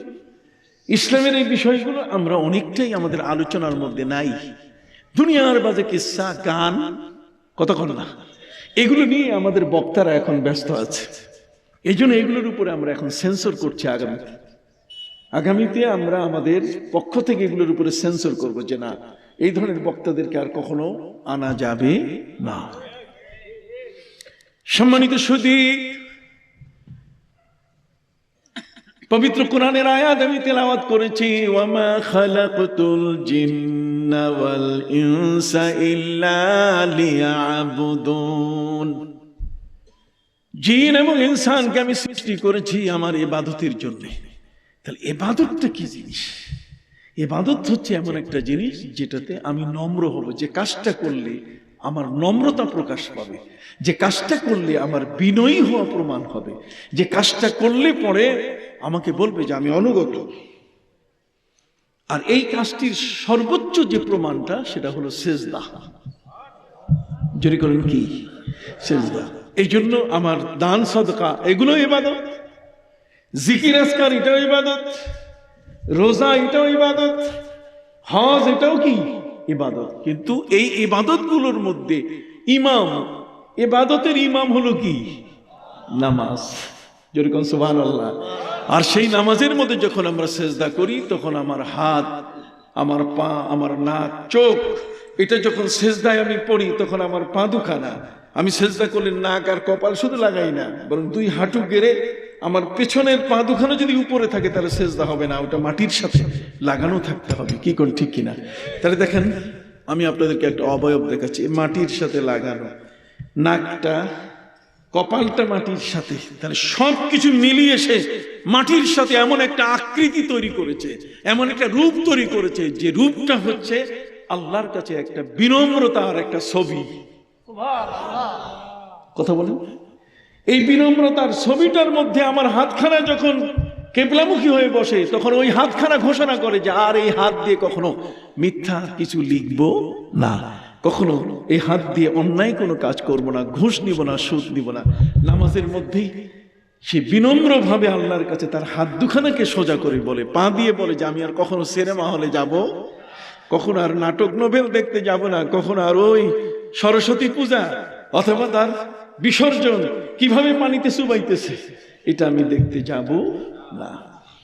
তার এই দেখো তার মুখ সিদ্ধান্ত নেয় যার মিথ্যা বলবো না, তার চোখ আর খারাপ দৃষ্টি আমি দেব, এই মাথাটা অন্য কারো কাছে আমি আর কখনো লুটাবো না।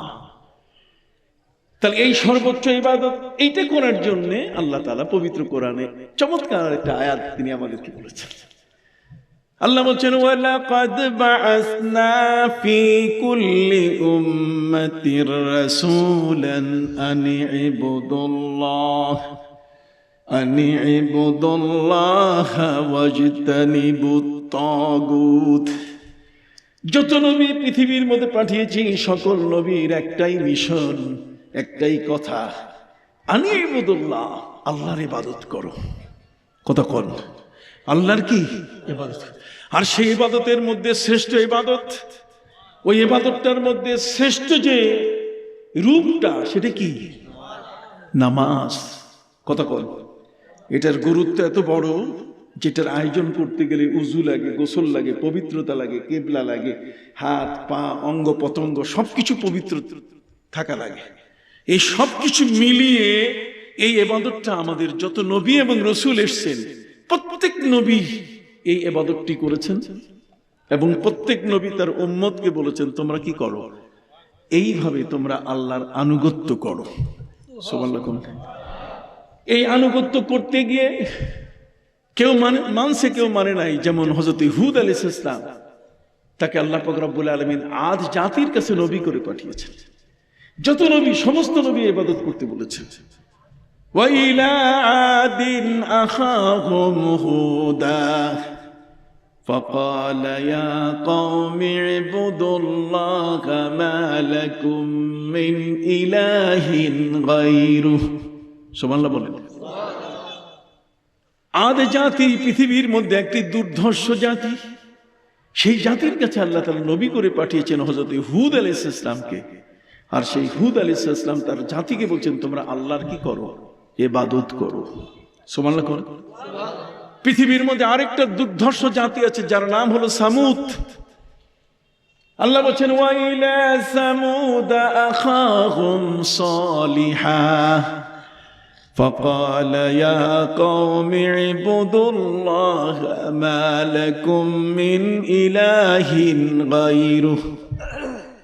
হযরত সালেহ আলাইহিস সালাম তিনি সামুদ জাতিকে বলছেন আল্লাহর ইবাদত করো।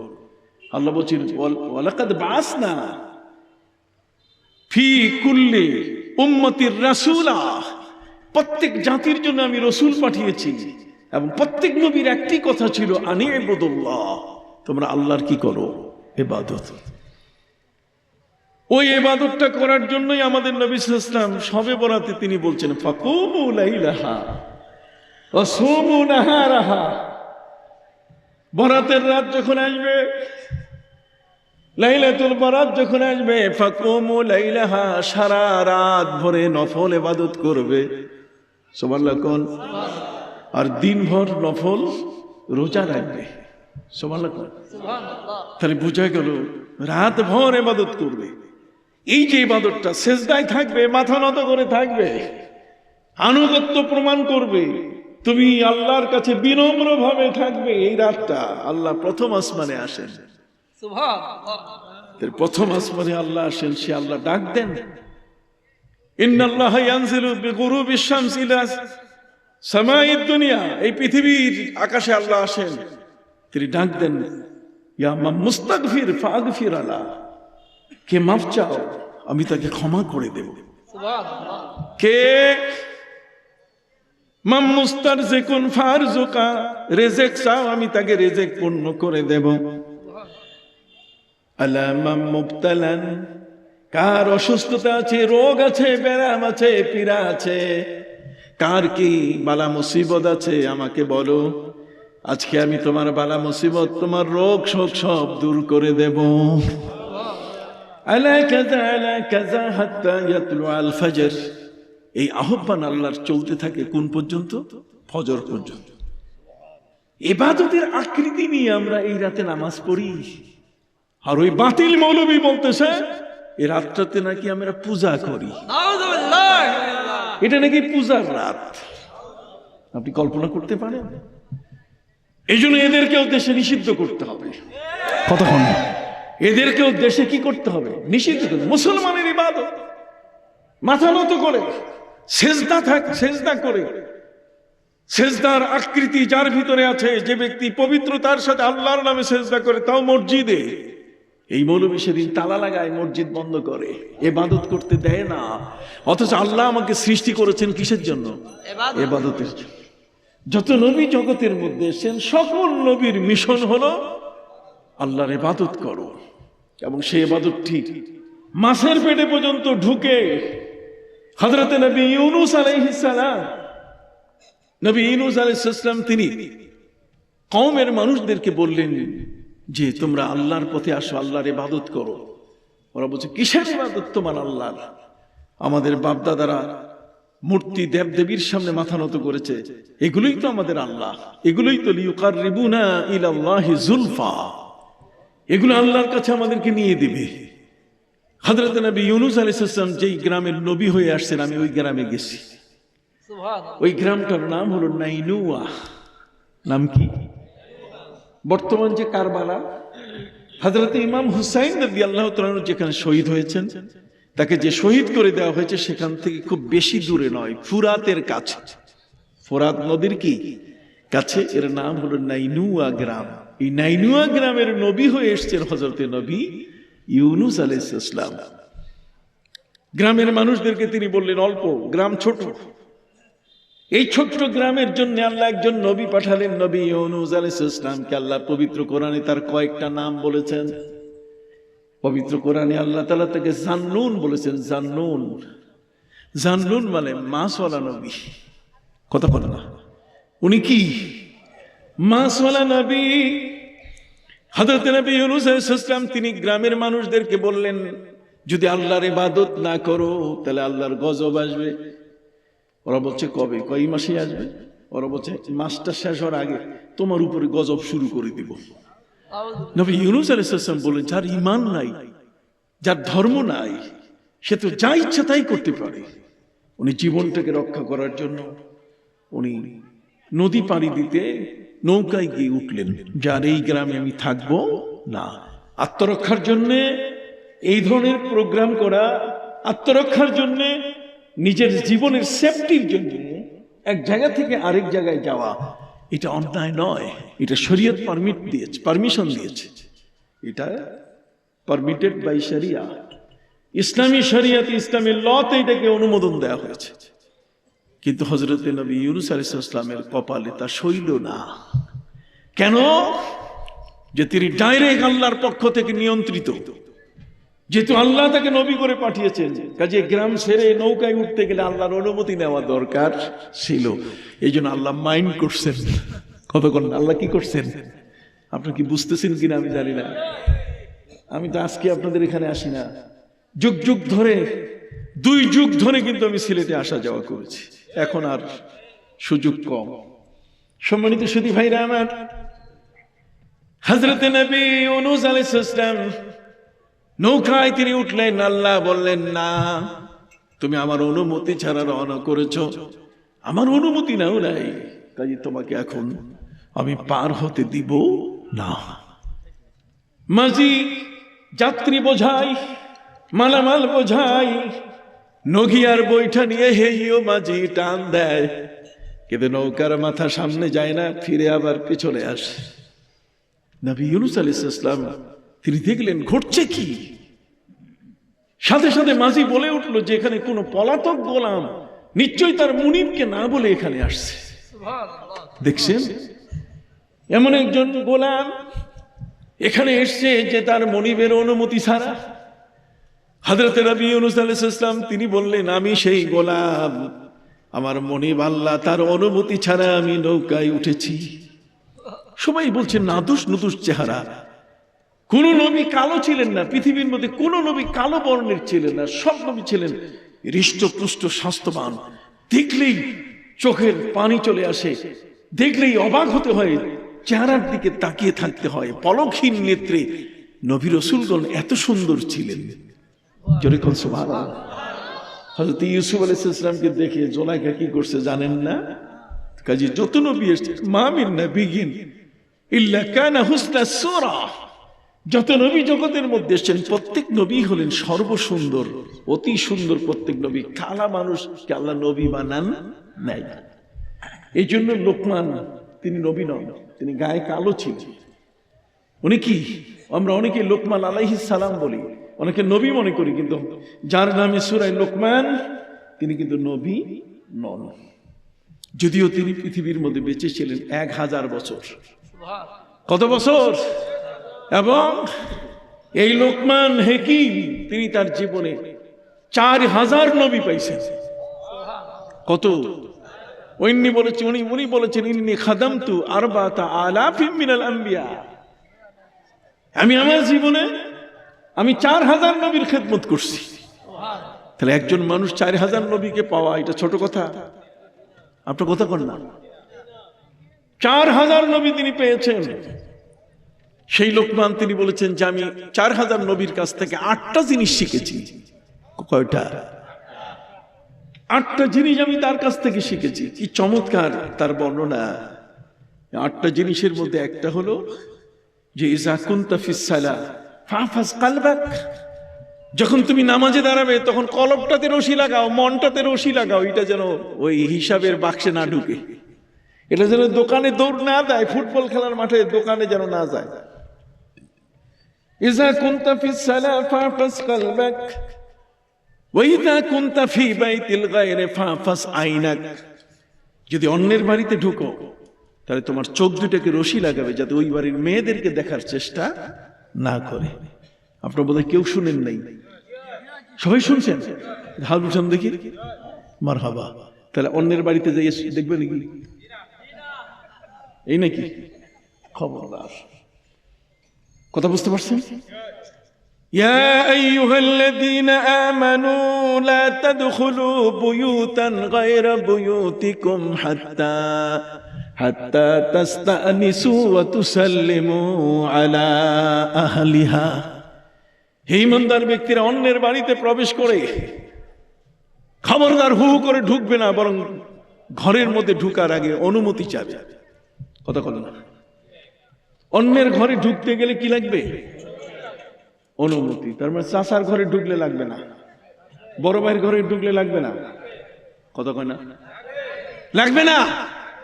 সালে হিসাব কয়ে যাইতেছি লাগবে। মাশাআল্লাহ, এ দেখি সালে সাহেবকে পড়াবার যোগ্যতা রাখে। আমি যা কই তাই মানে তা তো না। কত কর লা তাদখুলু বুয়ুতান গায়রা বুয়ুতিকুম, যেটা তোমার বাড়ি নয়, গায়রা বুয়ুতিকুম হাত্তা তাস্তানিসু, বাড়ির সামনে গিয়ে তুমি ওয়া তুসাল্লিমু, সালাম দিবা, সালামু আলাইকুম ইয়া আহলাল বাইত, বাড়িওয়ালা ভাই আসসালামু আলাইকুম। এরপরে আমি কি প্রবেশ করতে পারি? অনুমতি নিবেন। কত কল আপনার এই লম্বা সালামের মধ্যে অনুমতি চাইতে গিয়ে এক পর্যায়ে দেখা যাবে যে ওই ঘরের মেয়েরা যারা আছে তারা তাদের কাপড় সামাল দিয়ে নিয়ে নিবে। কি বলেন ঠিক না? কিন্তু আমরা করি কি?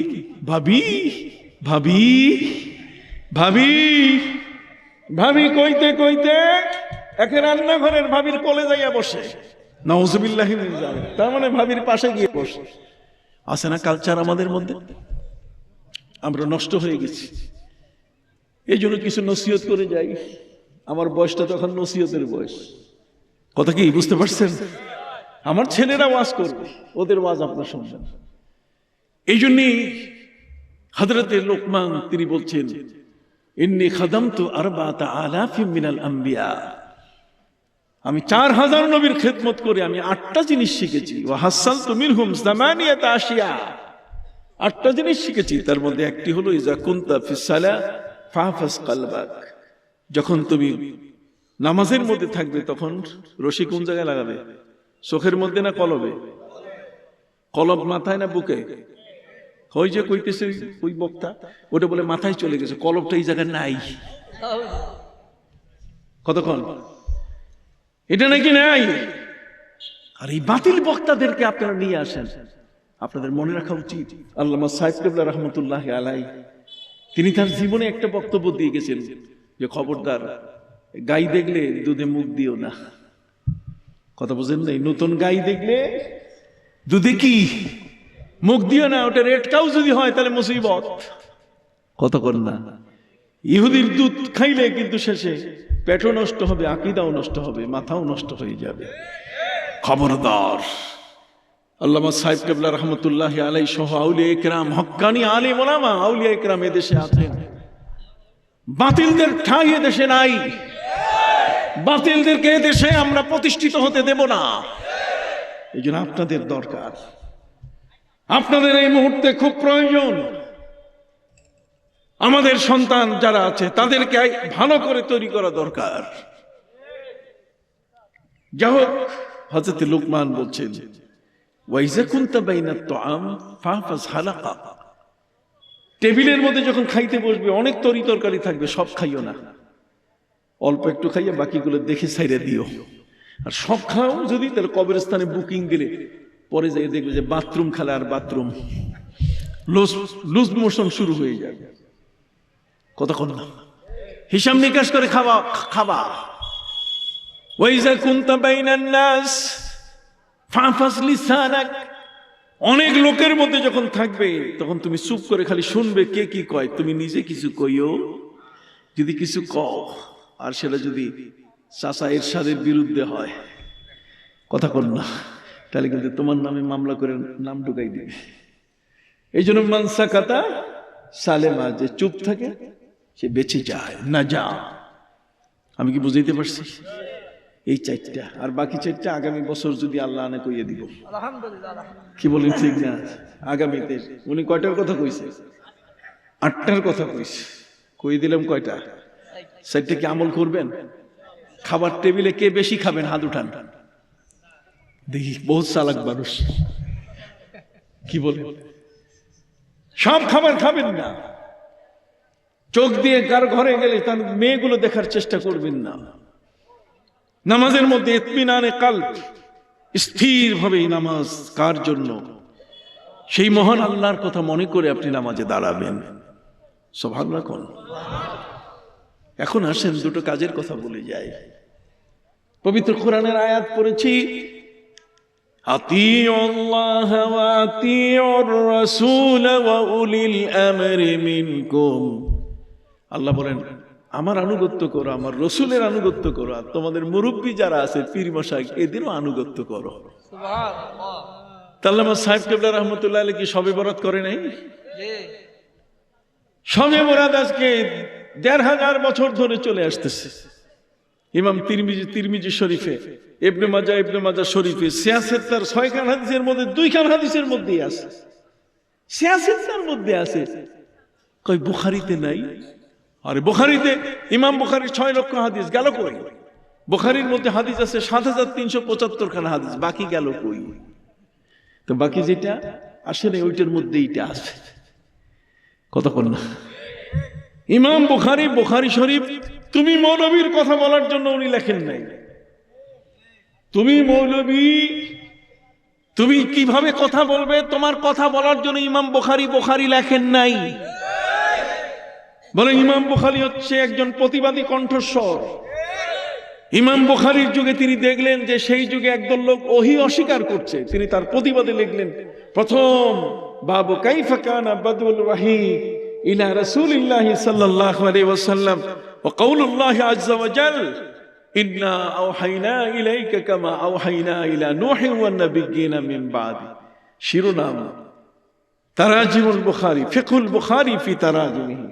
ইমাম বুখারীর জ্ঞানের নির্যাস হচ্ছে তার শিরোনাম। অতএব তিনি প্রতিবাদী ছিলেন। যেখানে দ্বন্দ্ব তিনি শিরোনাম টেনে ওই হাদিস এনে এই দ্বন্দ্বের সমাধান করছেন। তাহলে হাদিস হচ্ছে দ্বন্দ্বের সমাধান করার জন্য। ওইটা না বুঝলে খালি হাদিসের তর্জমা করে আমি বুখারী শরীফ পড়ছি। বুখারী শরীফ সবাই পড়লে হয়? আমি কি বুঝাইতে পারছি আপনাদের? বাস্তব আমি তো ইমাম বুখারীর উপর পিএইচডি করেছি। আমি তো doctors of philosophy, masters of philosophy করেছি সিয়াসেতার ইমামদের উপরে। তাদের কিতাবগুলোকে তন্ন করে হাদিসগুলোকে খুঁজে ফিরেছি। সিয়াসেতা মানে 6 খান বিশুদ্ধ কিতাব। এই 6 খান বিশুদ্ধ কিতাবের মধ্যে 2 খানেই শবে বরাতের কথা আছে। আর এত লাগে কিসের কথা বল? শবে বরাত কোরআনের ভাষায় এটাকে লাইলাতুল মুবারাকা বলা হয়েছে, হাদিসের ভাষায় এটাকে লাইলাতুন নিসফি মিন শাবান বলা হয়েছে, আর আমাদের ভাষায় বাঙালি ভাষায় বলা হয়েছে এটা শবে বরাত। আপনারা আমার একটা প্রশ্নের জবাব দেন। আপনারা কেউ চিটাগাং গেছেন? চিটাগাং যান নাই? কে গেছেন? আপনি? ও, উনিও গেছে চিটাগাং গেছে। আপনি কি চট্টগ্রাম গেছেন? আপনি তো চিটাগাং গেছেন, আপনি কি চট্টগ্রাম গেছেন? কথা বলে না? চট্টগ্রাম গেছেন, তাহলে বুঝা গেল চিটাগাং আর চট্টগ্রাম কি একই জিনিস। তো শবে বরাত আর লাইলাতুল মুবারাকা কথা কি বুঝতে পারছেন? পবিত্র কোরআনে আপনি দেখেন একটা জিনিসের 2টো নাম। পবিত্র কোরআন মজিদে আল্লাহ বলেন ওয়াত-তিনি ওয়াজ-যাইতুন ওয়া তুরি সিনিন ওয়া হাদাল বালাদিল আমিন। সূরা 3-এর মধ্যে আল্লাহ পাক রব্বুল আলামিন আমার নবীর সাথে নবী মুসা আলাইহিস সালামের সাথে এমন একটা সামঞ্জস্য তিনি দিয়েছেন যে নবীর সাথে মুসা নবীর একেবারে হুবহু মিল। কয় কেমনে? কয় মিল হলো যে মুসা নবীর নামের শুরুতে মিম আছে, আর আমার নবী মুহাম্মদ সাল্লাল্লাহু আলাইহি ওয়াসাল্লামের নামের শুরুতে কি আছে? মিম আছে। হায় হায় হায়, কি সুন্দর মিল! উনি মুসা আর ইনি কি? মুহাম্মদ সাল্লাল্লাহু আলাইহি ওয়াসাল্লাম। মুসা নবী বাস করতেন মিশরে, এখানে মিম। আর নবী বাস করতেন মক্কায়, এখানেও কি? মিম। সুবহানাল্লাহ কন্যা। মুসা নবী হিজরত করছেন মাদায়েনে, আর আমার নবী যে হিজরত করছেন মদিনায়, মাদায়েনেরও মিম, আবার মদিনারও কি? মিম। দেখছেন কি সুন্দর। আল্লাহ পাক রব্বুল আলামিন এই জন্য পবিত্র কোরআনে বলছেন ওয়াত-তিন ওয়াজ-যাইতুন, এরপরে ওয়াত-তুরি সিনিন ওয়া হাযাল বালাদিল আমিন। তুরে সিনিন মানে মুসা নবী, তুর পাহাড়, আর বালাদুল আমিন মানে আমার নবীর মক্কা। সুবহানাল্লাহ। একটা সিমিলারিটি, একটা মিল আছে। এখন আসেন আমি যে জিনিসটা মিল দেখাইতে চাই সেটা হলো যে তুরে সিনিন, সিনিন হচ্ছে একটা এলাকার নাম, যেমন এটা টিলাগাঁও, বা এটা কোন উপজেলা? কুলাউড়া। তাহলে কুলাউড়ার মধ্যে টিলাগাঁও, ঠিক ওরকম ভাবে সিনিন এলাকার মধ্যে তুর পাহাড়। তাহলে এলাকার নাম কি?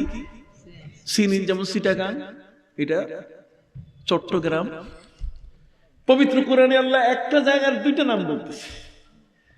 আল্লাহ বলেন ওয়াত-তুর সিনিন ওয়া হাযাল বালাদিল আমিন। সবাই পড়েন ওয়াত-তুর সিনিন ওয়া হাযাল বালাদিল আমিন। তাহলে তুরে সিনিন, এই সিনিন যেটার নাম, আসেন দেখি পবিত্র কোরআনের অন্য আয়াতে আল্লাহ বলছেন আরেক চমৎকার নাম।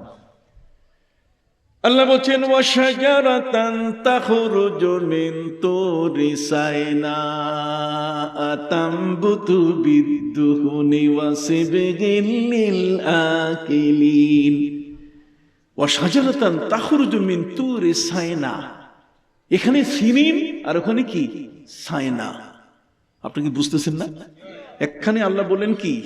সিনিন, আর এখানে বলেন কি? সাইনা। এটা দুইটাই একটা জায়গার নাম।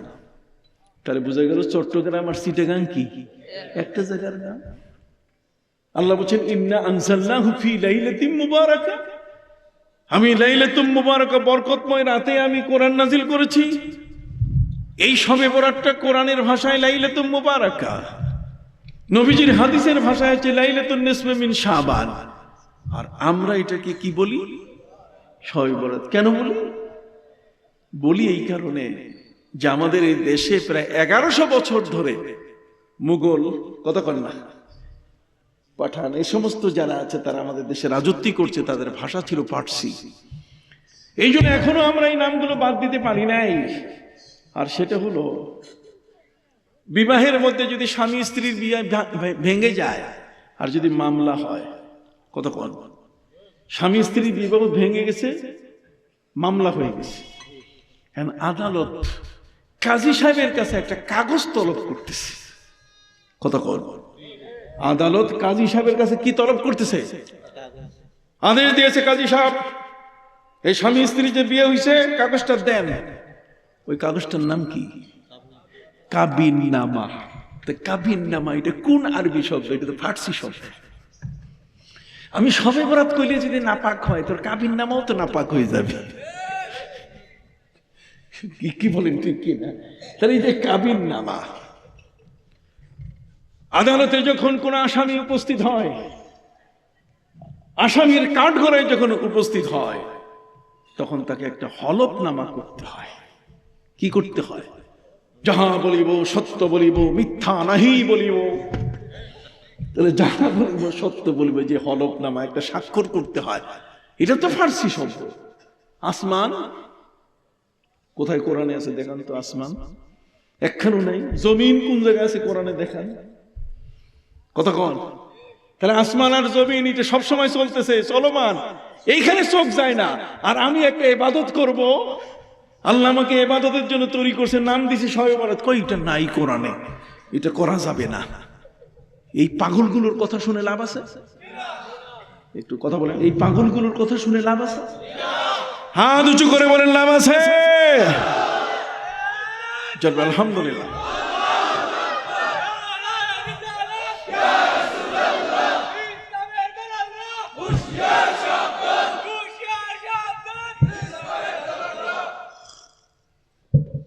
সম্মানিত সুধী, তাহলে দেখেন এই শবে বরাতটা, এটি ইরানে, এটার নাম হলো নিম শাবান। আপনারা শুনতেছেন আমার কথা? কি নাম? নিম শাবান। নিম, নিম মানে নিম গাছ না, নিম হচ্ছে নিম মোল্লা খতরা ঈমান, আর নিম হেকিম খতরায় জান। অর্ধেক ডাক্তারের কাছে চিকিৎসা নিলে রোগী মরবে, আর অর্ধেক মোল্লার কাছে মাসলা জিজ্ঞেস করলে ঈমান যাবে। কথা বুঝতে পারছেন? নিম মানে কি? অর্ধেক। নিম মানে কি? অর্ধেক। ইরানের মধ্যে শবে বরাতের নাম হলো নিম শাবান, তার মানে মধ্য শাবান। কি? মধ্য শাবান। এটা এরদোগানের দেশ তুরস্ক, তার কিছু এটার নাম হলো বিরাত কিন্দিলি, মানে বরাত আছে না, বরাত, ওই বরাতটাকে ওরা কয় বিরাত। এই বিরাত কিন্দিলি এটা হচ্ছে তার কিস ভাষায়। মালয়েশিয়া, ব্রুনাই, ইন্দোনেশিয়া, জাকার্তা, সেখানে এটার নাম হলো নিসফু শাবান। নিসফু শাবান। কথা বল। আফগানিস্তান, পাকিস্তানের বেল্টে এটা শবে বরাত। আবার পাঞ্জাব, এই পুরা বেল্টার মধ্যে এটার নাম হলো শবে মুবারক ওয়া শাবান। আপনি কি বুঝতে পারছেন? তাহলে বোঝা গেল কি, শবে বরাত শুধু বাংলাদেশে আমরা করি তা না, এটা সারা পৃথিবীতে চলমান আছে। তাহলে মৌলবী নিশ্চয়ই কারো টাকা খাইয়া আসছে। কথা বল না, মৌলবী নিশ্চয় কারো ডলার খাইয়া, ডলার পাইছে, এই জন্য আমাদের ইমানগুলো তছনছ করছে। এই জমিন কোনোদিন তাদেরকে গ্রহণ করবে না। কথাগুলো খুব মনে রাখবেন। আমি আসি আর না আসি, আপনাদেরকে বলে যাই, আসতে হবে। প্রতি বছর ওয়ামা খালাকতুল জিন্না ওয়াল ইনসা ইল্লা লিয়াবুদুন। আল্লাহ আমাকে ইবাদতের জন্য তৈরি করেছেন, সেই ইবাদত আমার নবী। পবিত্র কোরআনে আল্লাহ তাআলা 5টা ফরজ ইবাদতের কথা বলছেন, তার মধ্যে একটা ফজরের নামাজ, ওয়াল ফাজরি ওয়া লায়ালিন আশর ওয়াশ শাফি ওয়াল ওয়াতর। ফজরের নামাজ, ফজরের কথা আছে পবিত্র কোরআনে। আমার ভাতিজা মারজান সাহেব ওয়াজ করে গেলেন, ওয়াল আসরে ইন্নাল ইনসানা লাফি খুসর। কইছে না আসর? আমার কানে গেছে, আপনার জন্য রেখে গেছে। বাবা আমার জন্য রেখে গেছে।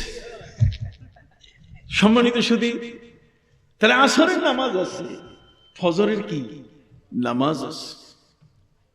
সুবহানাল্লাযী হিনা তুমসুন ওয়া হিনা তুযহিরুন। কথা বলেন না।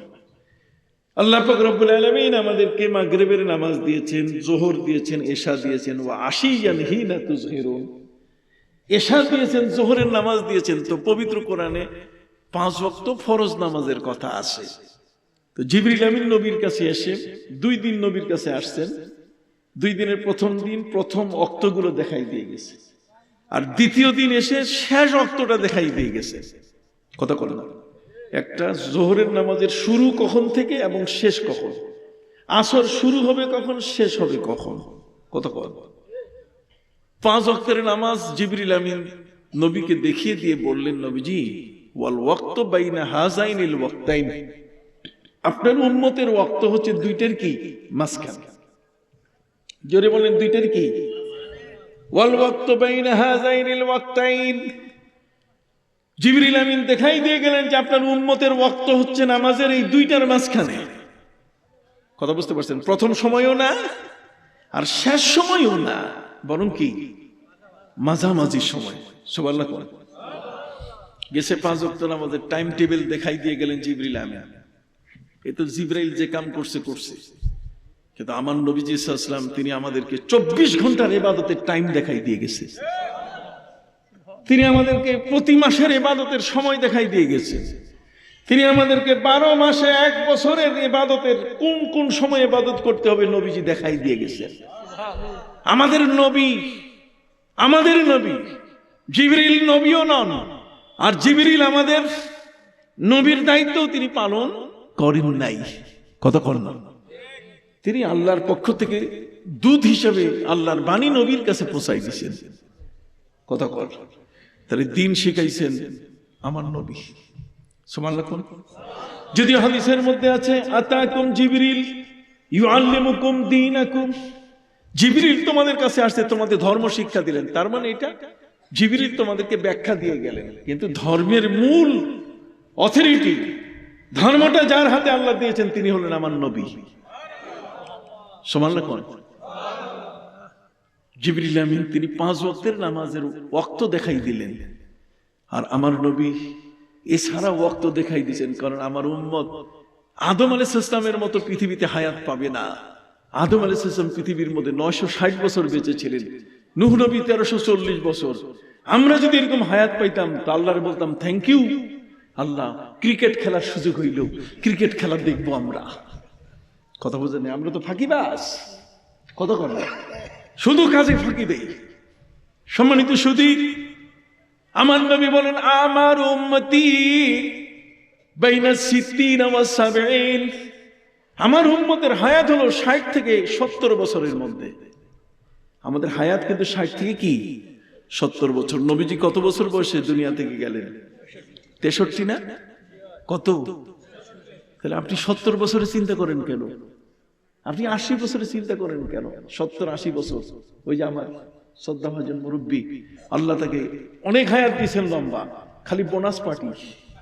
কত করে বোনাস পাইছেন উনি, কিন্তু আমাদের প্রিয় নবী পৃথিবীতে বেঁচে ছিলেন কতদিন? তাহলে 63 বছরের এই সময়টা আমি কেন 70 বছরের চিন্তা করব? নবী এই জন্যই আল্লাহর কাছে বলছেন যে আল্লাহ অন্যান্য নবীর উম্মত তাদের হায়াত তো বাড়াই দিয়েছেন, আমি দেখতেছি আমার উম্মতের হায়াত কম। আল্লাহ বলছেন কি কইতে চান? আমি এখন কি বলবো আপনাকে, আমার উম্মতের হায়াত কম করে দিলেন কেন? আল্লাহ বলছেন ঠিক আছে নবী, চিন্তা নাই, হায়াত যদিও কম হয় আমি কদরের রাত দিয়ে দিলাম, নেন। এক রাত যদি ঠিক মতো ইবাদত করে 1000 মাসের ইবাদত, 84 বছর 4 মাসের ইবাদতের সব আমল নামা একটা সাথে সাথে বুকিং, একটা লোড হয়ে যাবে, একেবারে ক্যাশ জমা হয়ে যাবে, এক হ্যান্ড ক্যাশ। সুবহানাল্লাহ কর না, খালি একটা রাত ইবাদত করবেন, হ্যান্ড ক্যাশ পেয়ে যাবেন 84 বছর 4 মাসের ইবাদতের সব হ্যান্ড ক্যাশ। সুবহানাল্লাহ কর।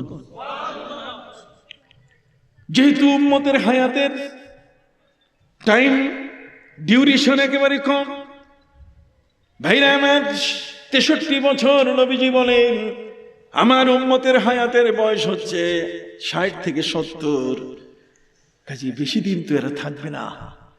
এই জন্য তিনি আমাদেরকে ব্যাপক হারে ইবাদতের সময়গুলো বলে দিয়ে গেছেন।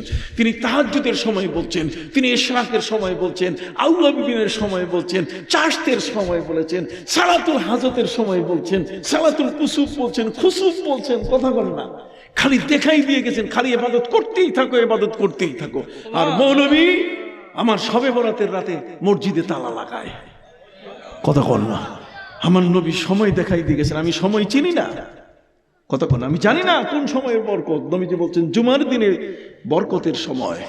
আমার নবীজি উম্মতের জন্য কি যে করে গেলেন, উম্মত যেন জাহান্নামে একটাও না যায়। নবী বলছেন এরপরও যদি জাহান্নামে যায়, ওয়ানা আখিযুম বিহাজাজিকুম, আমি নিজে আমার উম্মতের কোমরের রশি ধইরা, কোমরের এই পায়জামার ফিতা ধরে টান দিয়ে আমি জান্নাতের মধ্যে নিয়ে যাব, জাহান্নামে পড়তে দিব না, আমি কোমরের রশি ধরে নিব। ইন্নী আখিযুন বিহাজাজিকুম, আমি তোমাদের পায়জামার ফিতা ধরে আটকাই দিব, জাহান্নামে পড়তে দিব না। সুবহানাল্লাহ, সুবহানাল্লাহ। তাহলে যে নবী এত কিছু করলেন, তিনি আমাদেরকে ইবাদতের সময় বলে দিলেন। নবীজি বললেন ইজা কানাত লাইলাতুন নিসফি মিন শাবান, আমরা জানি শাবান মাসের এই সময় মধ্যরাতে কি হয় এটা কি আমাদের জানা আছে? আল্লাহ প্রথম আসমানে আসে, আমরা নবী নাকি? আমাদের কলবে কি ওহী হয়?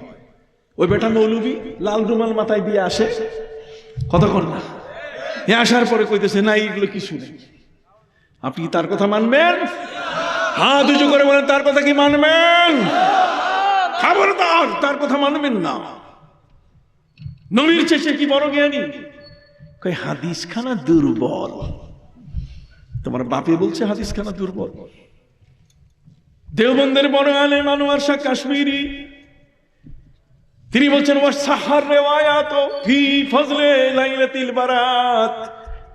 তিনি বলেন নবীজির হাদিসের মধ্যে ইজা কানাত লাইলাতুন নিসফি মিন শাবান, লাইলাতুন নিসফি মিন শাবান মানে শাবানের 14 তারিখ দিবাগত রাত, তার মানে শাবানের মধ্যরাত।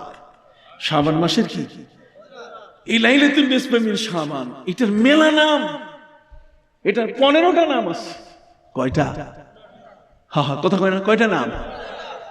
এটার নাম হলো লাইলাতুল বারাত, এটার নাম হচ্ছে লাইলাতুল মুবারাকা, এটার নাম হচ্ছে লাইলাতুল শাক, এটার নাম হচ্ছে লাইলাতুর রাহমা, এটার নাম হচ্ছে লাইলাতুল শাফা, এটা হচ্ছে লাইলাতুল ঈদিল মালাইকা, এটা হচ্ছে লাইলাতুল ইতকি মিনান নার, এটা হচ্ছে লাইলাতুল গুফরান, এটা হচ্ছে লাইলাতুল মাগফিরা, এটা হচ্ছে লাইলাতুল রুজহান, এটা হচ্ছে লাইলাতুল জায়েজা।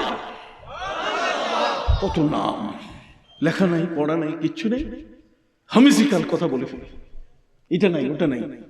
আরে নাই, দলিল দাও। তুমি দলিল দিতে পারবে না। আর আমরা হায়ের কি দিব? দলিল দেব। আমাদের কাছে কি আছে? কই না না না, কোরআন নাজিল হয়েছে তো সবে কদরে, লাইলাতুল মুবারাকা মানে কদর, সবে কদরে নাজিল হয়েছে। তো সবে কদরে নাজিল হয়েছে, সবে বরাতে তো কোরআন নাজিল হয় নাই। আমি বলবো তুমি কি সব ভুলে গেলে? তোমার বোধহয় কোনো উস্তাদ নাই, কথা কন না। তুমি বোধহয় এই জগতের মধ্যে বাপ ছাড়া সন্তান, কথা কন না। তোমার উস্তাদ নাই, না হলে এখানে দুটা পার্ট আছে। ওহী নাজিল, কোরআন নাজিল হওয়ার দুইটা পার্ট আছে। একটা পার্ট হলো লোহে মাহফুজ থেকে, কথা কন না, বাইতুল ইজ্জত, বাইতুল ইজ্জত, বাইতুল ইজ্জত থেকে সময়ের দুনিয়া, এই দুনিয়ার মধ্যে দুইটা পার্ট। সুবহানাল্লাহ বলেন। তো প্রথম পার্টটাতে আল্লাহ কোরআন নাজিল করছেন সবে বরাতে, ওটা হচ্ছে বাইতুল ইজ্জত পর্যন্ত, ইন্না আনজালনাহু ফি লাইলাতিন মুবারাক। আর এটা সেকেন্ড পার্ট হচ্ছে পৃথিবীতে তিনি নাজিল করছেন কদরের রাতে। তো ঠিকই তো আছে, কথা করলো সবে বরাতের রাতে তুমি না কও কেন? আলিম ওলামা সবাই বলছে, তাফসিরে কাশশাফ, তাফসিরে বাইজাবি, তাফসিরে খাজেন, তাফসিরে আবি সাউদ, তাফসিরে বাগাবি, কথা কর না, তাফসিরে কুরতুবি, সবখানেই বলছে লাইলাতুল বারাত, লাইলাতুল কদর, লাইলাতুল শাক, লাইলাতুর রাহমা, কত নাম কইতেছে। মৌলবী বলতেছে সবে বরাত নাই। এই মৌলবীর কথা শুনবেন না, ইমাম কুরতুবির কথা শুনবেন। রুহুল মানিল লেখক আল্লামা আলুসি রহমতুল্লাহি আলাইহি তিনি বলছেন এটা লাইলাতুল বারাত। হযরত ইকরামা রাদিয়াল্লাহু তাআলা বলছেন এই দিনে কত শিশু জন্ম নিবে, কত লোক মারা যাবে, কত লোক হজ করবে, কত লোক বিবাহে বন্ধন হবে, বউ পাবে। আল্লাহ তাআলা এই সিদ্ধান্ত নেবেন। কত বড় গুরুত্বপূর্ণ একটা রাত। এই রাতটাকে সে তুচ্ছ করে ফেললো যে অমুকের হাদিস অমুক শুনে নেই। আরে এটা না শুনলে অনেক তো হাদিস আছে, 8টা হাদিস আছে। কয়টা? সবে বরাতের হাদিস কয়টা? কয়টা? বলে আরো মুখ খুলে কোন, ওদের কানে যেন যায়, ওদের কানে এই কারণে যে এই হাদিসখানা বর্ণনা করেছেন হযরত আবু বকর সিদ্দিক, নবী করিম সাল্লাল্লাহু আলাইহি ওয়াসাল্লামের খোলাফায়ে রাশিদিনের মধ্যে আবু বকর সিদ্দিক মৃত্যু, নবী করিম সাল্লাল্লাহু আলাইহি ওয়াসাল্লামের ঘরের স্ত্রী হযরত মা আয়েশা কি মৃত্যু, কথা বল, মা আয়েশা হাদিস বর্ণনা করছেন। নবী করিম সাল্লাল্লাহু আলাইহি ওয়াসাল্লামের জামাই হযরত আলী রাদিয়াল্লাহু তাআলা হাদিস বর্ণনা করছেন, উনি কি মৃত্যু। নবী পরিবারের কাছের শ্বশুর আবু বকর সিদ্দিক বলতেছে কি সবে বরাত, কতক্ষণ। হযরত মা আয়েশা নবীর স্ত্রী, তিনি বলছেন কি এটা বরাত। উনি বলছেন আমি নবীর, আমার কাছে নবী আজকে রাত থাকবেন, আমি তার অপেক্ষায়, চোখ আমার ঘোলা হয়ে গেল, নবী নাই, নবীর জন্য আমি অপেক্ষা করতেছি। পরে আমি মনে কি হলো, নবী নাই, আমার তো স্ত্রী হিসাবে তার দায়িত্ব আছে যে আমি তাকে এই দুঃসময়ে, লোক কিছু খারাপ মানুষ আছে নবীর উপরে আক্রমণ করতে পারে, এই জন্য আমাদের বউগুলোও কিন্তু খুব খুব সাবধান। কথা বুঝেন নাই? নিজেও মোবাইলটাকে আর আপনিও মোবাইলটা কিনে দিচ্ছেন। কথা বুঝেন নাই? খবর নেই আপনি কই, কোন জায়গা, কতক্ষণ না। এই জন্য আমাদের পুরুষগুলো সাবধান হয়ে যায়। বউ খবর না নিলে, তবে বউ মারাত্মকও আছে আবার। যদি কোনো কারণে লাল কালির দাগ যদি সাদা কাপড়ের উপরে লাগে, তো ঘরে আসলে কয় লিপস্টিকের দাগ পাইছো কই, এক সর্বনাশ করে দিবে। কি বলেন ঠিক কিনা? কাজে ঘরে ঢোকার আগে জামা টামা সব চেক করে নিবেন যে লাল কালির দাগ পড়ছে কিনা। কথা বুঝেন নাই? আগে সব চেক করে নিবেন, আপনি কিন্তু বিপদে পড়ে যাবেন পুরা। সারা রাত কিন্তু একেবারে গজবে যাবে। একটু টেলিভিশনের চ্যানেল বন্ধ থাকবে না, চলতেই থাকবে। কথা কি বুঝতে পারছেন? এই জন্য আমি আমার ভাইদের খেদমতে আরজ করতে চাই, সম্মানিত সুধী, এতগুলো তফসিরের কিতাবের উপর বই লিখেছি আমি, প্রায় 450 পৃষ্ঠার বই লিখেছি পবিত্র কোরআন সুন্নাহর আলোকে সবে বরাত। মৌলবী পারলে আসো, চ্যালেঞ্জ করো, আসো না পারলে চ্যালেঞ্জ করো দেখি। আমি তো লিখে দিছি, বই লিখে দিছি, তোমাদের সামনে বই আছে, কোনটা মিথ্যা বলবে আসো দেখি, একটা প্রমাণ করো মিথ্যা, পারবে না। কথা কি বুঝতে পারছেন? সম্মানিত সুধী, অতএব আবু বকর সিদ্দিক রাদিয়াল্লাহু তাআলা কত বড় একজন গুরুত্বপূর্ণ ব্যক্তি। আফজালুন নাস বাদাল আম্বিয়া আবু বকর, নবীদের পরে যদি কেউ শ্রেষ্ঠ ব্যক্তি থাকেন তাহলে কে? আবু বকর। ওয়াসাদুল্লাহিল গালিব, আল্লাহর বিজয় সিংহ যার নাম আসাদুল্লাহ লেখা আকাশের গায়ে, সেই হযরতে আলী এই হাদিস বর্ণনা করতেছে। নবীর স্ত্রী তিনি বলছেন যে আমার ঘরে নবী আসার কথা, কিন্তু নবী আসতেছেন না। আমি নবীর স্ত্রীদের ঘরে উনি আসেন কিনা আমি চেক করলাম, দেখি নাই। আমার মনে হলো নিশ্চয়ই তিনি মাঝে মাঝে কবরস্থানে যায়। কথা বললাম, এই মৌলবী তো বলছে কবরস্থানে যাওয়া যাবে না। নবীজি মাঝে মধ্যে কবরস্থানে যান, আমি আগে চেক করে নেই কবরস্থানে আছে কিনা, তারপর সব স্ত্রী মিলে আমরা সিদ্ধান্ত নেব। এসে দেখি জান্নাতুল বাকি কবরস্থানে নবী রাফিয়া রাসি, তিনি হাত উঁচু করে, মাথা আকাশের দিকে উঁচু করে তিনি দোয়ায় মশগুল। আমি আসার বিষয়টাকে নবীজি বুঝতে পেরে সাথে সাথে বলেন, আয়েশা রে, আকুনতি তাখাফিন আইয়াহিফাল্লাহু আলাইকি ওয়া রাসূলুহু, তুমি কি মনে করো যে আল্লাহ এবং তার রাসূল তোমার উপরে জুলুম করবে? তার মানে আজকে তোমার ঘরে আমার থাকার কথা। মানসাবে রিসালাত, আমি নবীর নবুয়তি কথা বলে না যে তোমার হক আমি নষ্ট করব, কিন্তু আমি এখানে আসছি একটা কারণে। আয়েশা তুমি জানো আজকে রাতটা কিসের? মায়েশা বলছেন আমি না জানি, আমি এটা জানবো কেমনে? আপনি নবী, কত কথা আপনি বলতে পারেন। নবী করিম সাল্লাল্লাহু আলাইহি ওয়াসাল্লাম বলছেন যে আল্লাহ তাআলা আজকে প্রথম আসমানে তিনি তার রহমত নিয়ে আগমন করেছেন। ইন্নাল্লাহা ইয়ানজিলু ফি হাযিহিস সামা, এই আকাশে, ফায়াগফিরু লিআকসারা মিন আদাদে শারে গানামে বনি কালব, বনি কালব গোত্রের মানুষেরা এরা ছাগল পালতো, মেষদুম্বা পালতো। কথা বুঝতে পারছেন তো? এদের ওই সময়ে ডিপোজিট স্টকেই ছিল তাদের প্রায় 40,000 ছাগল। মেষদুম্বা ছিল তাদের স্টকে কত? 40,000। 40,000 মেষদুম্বার গায়ে যত পশম, তার চেয়ে বেশি পরিমাণে আল্লাহ তাআলা আজকে আমার উম্মতকে ক্ষমা করে দিচ্ছেন। সুবহানাল্লাহ। তবে মুশরিক শারিবুল খামর, যে মদ খায়, মাদকাসক্ত, যে মা বাবার সাথে কথা বন্ধ করে দিয়েছে, নাফরমানি করে, আজকে সে ক্ষমা পাবে না। সুবহানাল্লাহ। হযরত আবু সালাবা হাদিস বর্ণনা করেছেন, হযরত মুআয ইবনে জাবাল রাদিয়াল্লাহু আনহু হাদিস বর্ণনা করেছেন। কত ব্যক্তি, 8 জন ব্যক্তি হাদিস বর্ণনা করলেন, কই না সবই বরাদ নাই। এদের কথা আপনি শুনবেন?